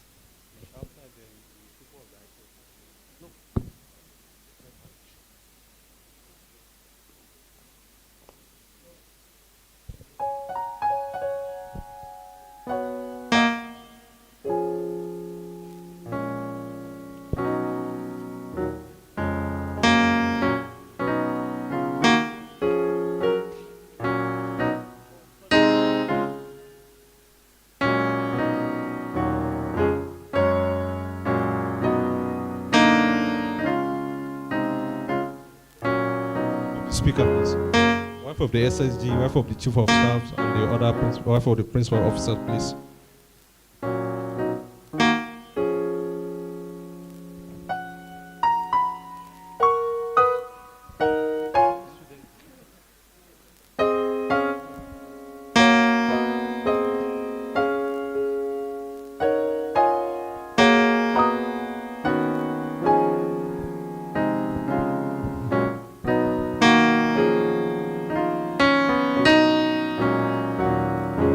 Right. Your Excellency has asked us some students to just come forward, you know.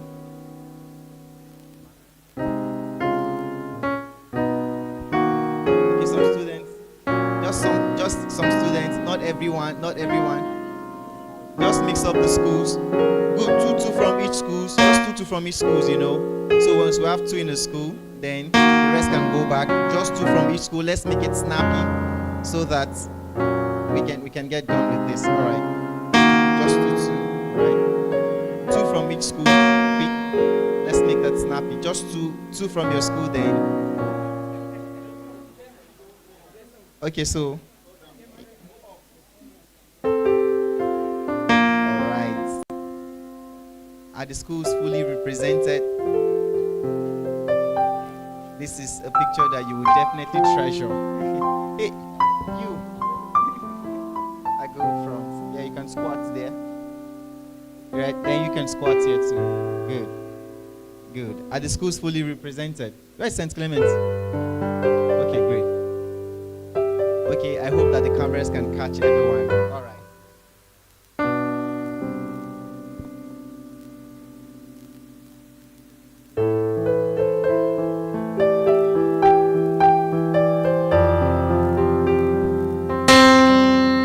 Thank you so much, Your Excellency. And at this juncture, all right, she would like to, Her Excellency would like to take a leave, but everybody just remain in the hall, and then we will continue with the activities. There is still a breakout session happening, and then your lunch will be served shortly. Thank you so much, our invited guests. Thank you so much, our guest of honor.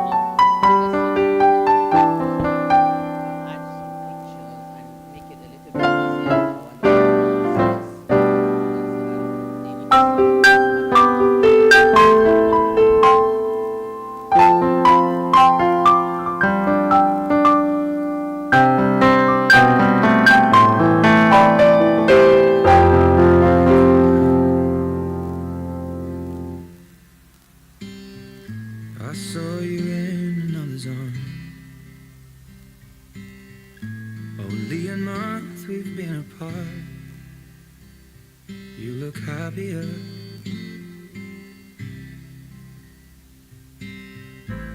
Saw you walk inside a bar. You said something to make you laugh. I saw that both your smiles were twice as wide as ours. Yeah, you look happier, you do. Ain't nobody hurt you like I hurt you.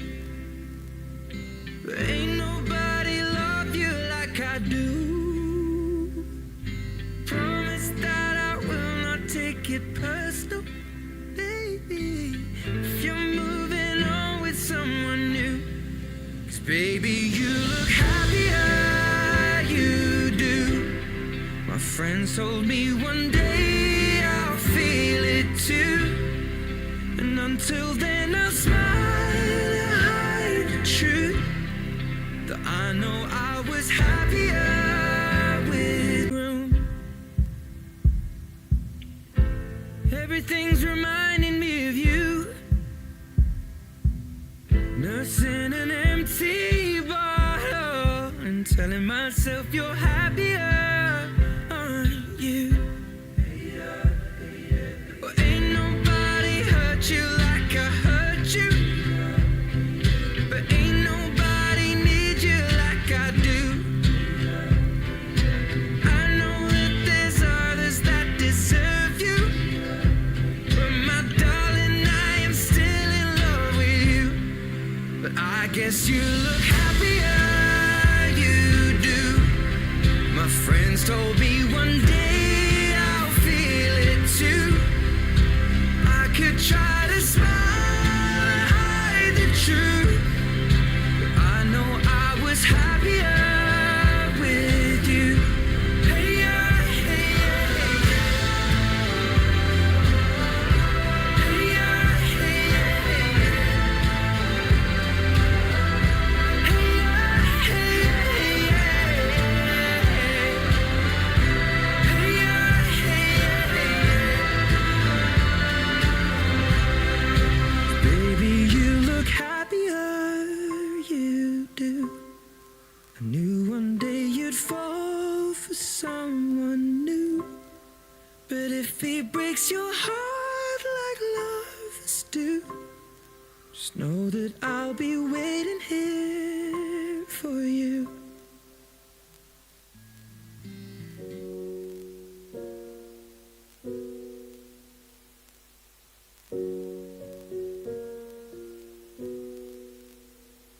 I took the supermarket flowers from the windowsill, threw the day old tea from the cup, packed up the photo album Matthew had made, memories of a life that's been loved. Took the get well soon cars and stuffed animals,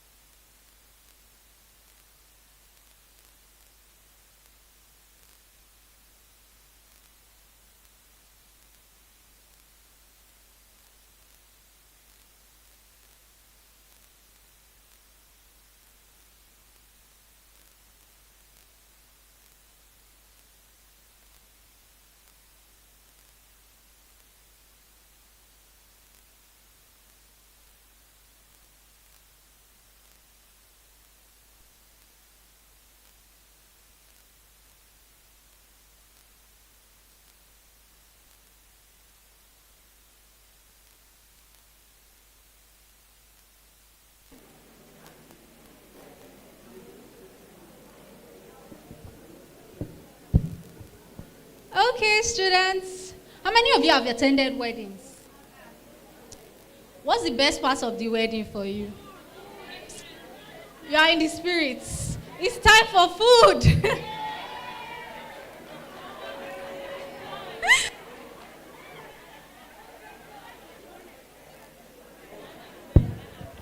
Okay, so we're going to try to do this orderly. For the students, we'll need you to, take the back door and go out. There'll be ushers there to give you your food. For our teachers, our special guests, please just stay seated. Our ushers will come and hand your food to you. Thank you very much. No, they will just collect theirs and come back. Yes, the ushers are.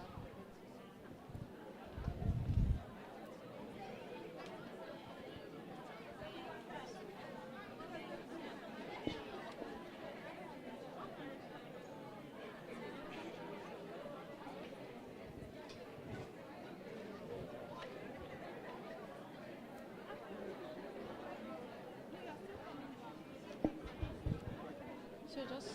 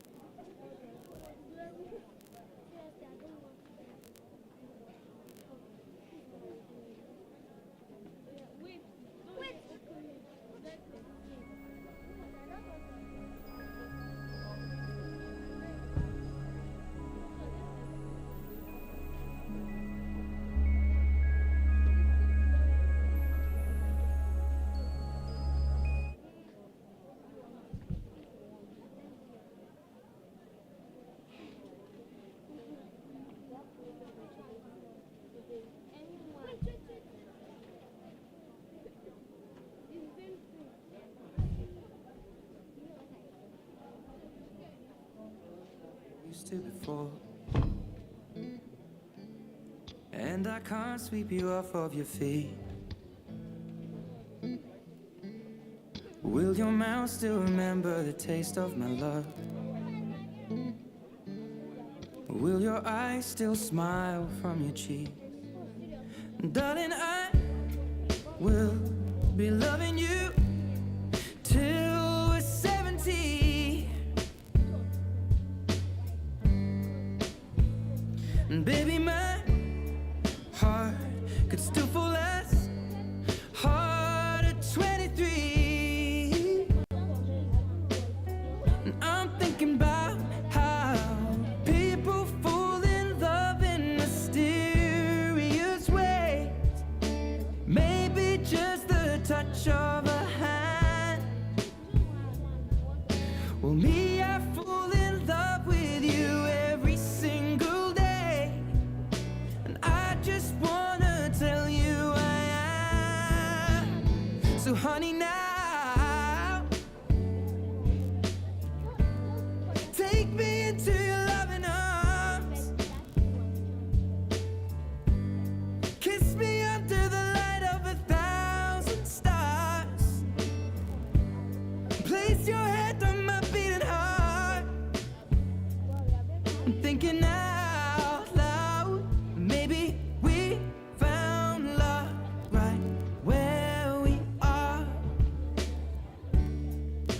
my hair's all but gone and my memory fades, and the crowds don't remember my name. When my hands don't play the strings the same way, I know you will still love me the same. 'Cause honey, your soul could never grow old, it's evergreen. Baby, your smile's forever in my mind and memory. I'm thinking about how people fall in love in mysterious ways. And maybe it's all part of a plan.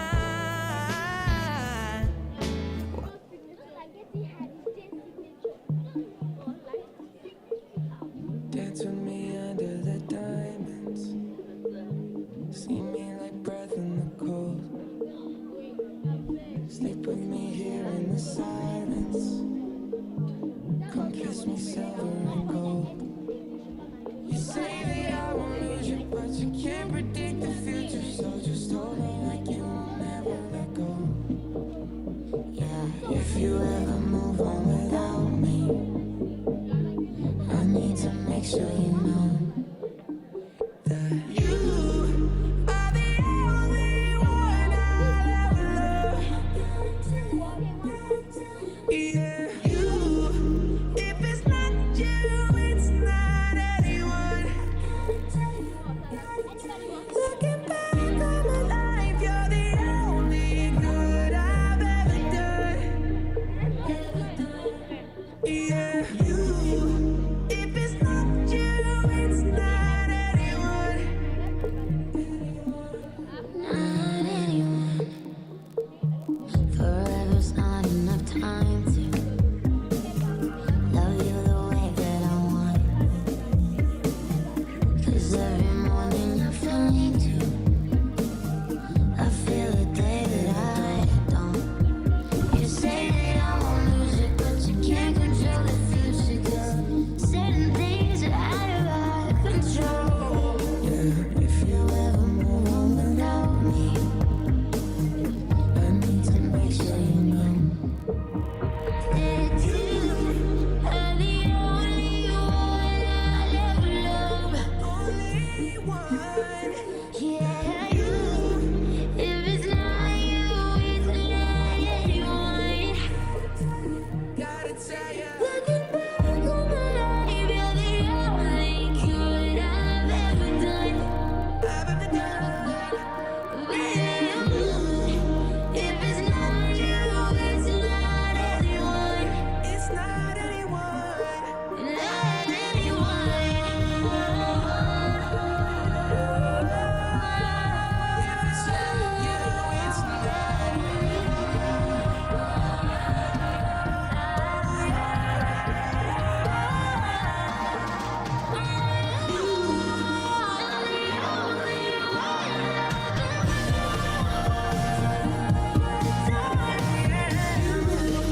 If it's not you, it's not anyone. Gotta tell you, looking back on my life, you're the only good I've ever done. If it's not you, it's not anyone.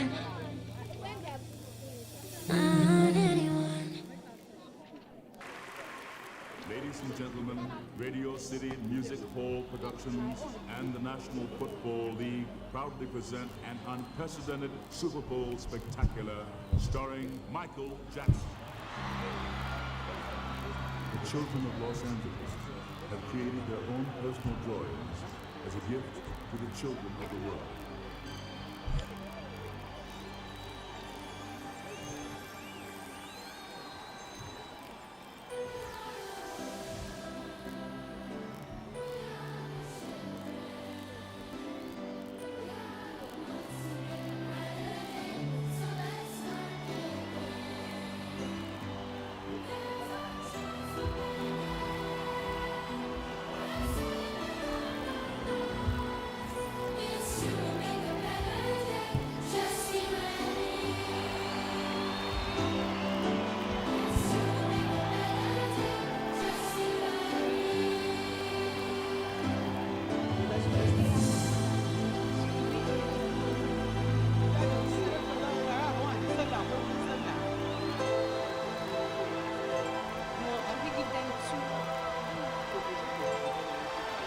Today, we stand together all around the world, joined in a common purpose to remake the planet into a haven of joy and understanding and goodness. No one should have to suffer, especially our children. This time, we must succeed. Okay. This is for the children of the Hi, world. students. Are you refreshed? No?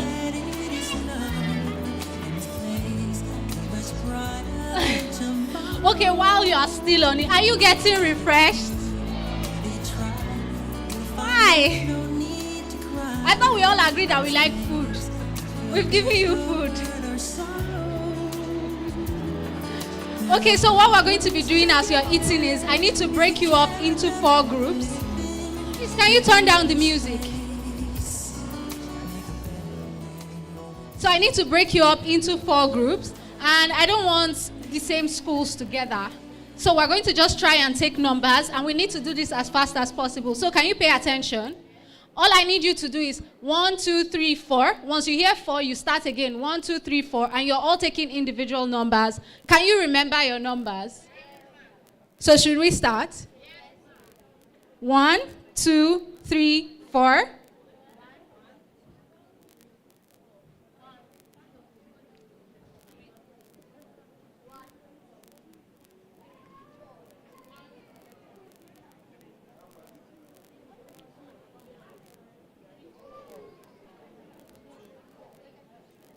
Four.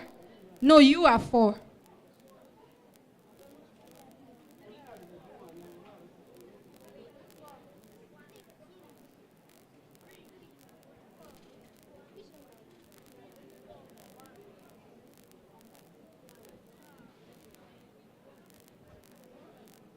Can you be louder?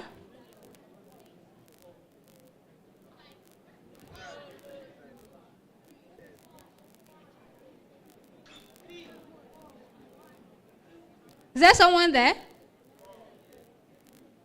Okay, let's keep going. 1. Sorry. Please, if you are a parent and not a teacher here, can I see you wave? A parent and you are not a teacher. 1, 2, 3, 4, 5, 6, 7. You are a parent, you are not a teacher. Okay, can you please just rise up? We have a conversation with you, and we have a room outside there to just have a breakout with you. We just want to drive home the same things we've talked about. All right, so the parents, so I need an usher to just lead them.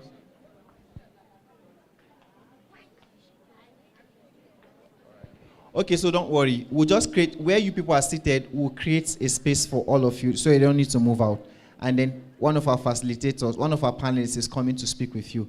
So please, all parents move to the left side of the hall.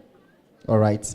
And then teachers, please move to, okay, so once you finish taking your numbers, teachers are moving to where new rising people are seated. All right. So just finish taking your numbers, then teachers will move there for the breakout session.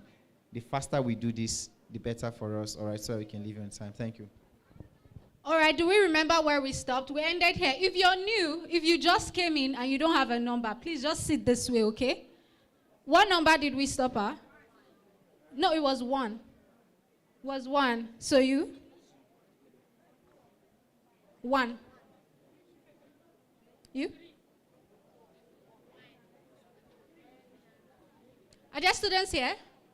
4. 1. Where are the next set? 2. Tapper.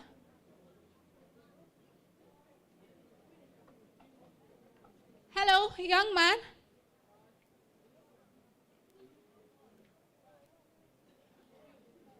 You?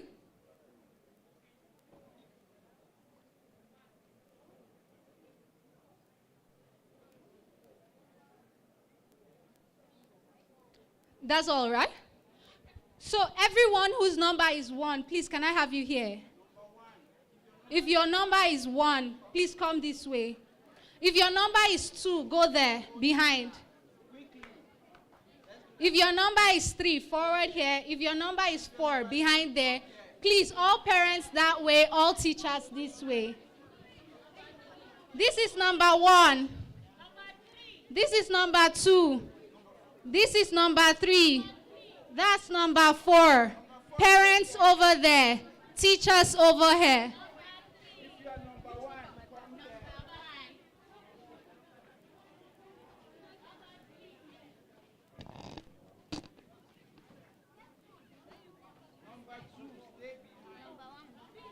Yes, number 1, you can sit here.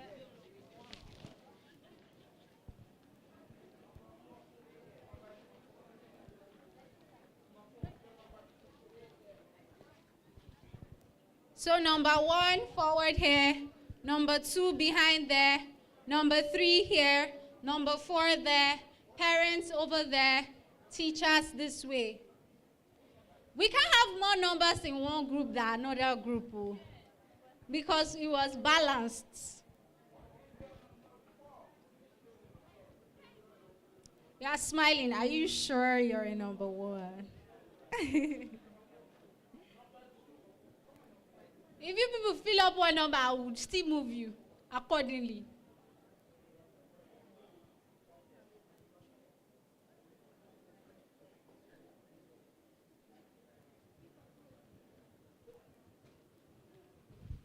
What's this here?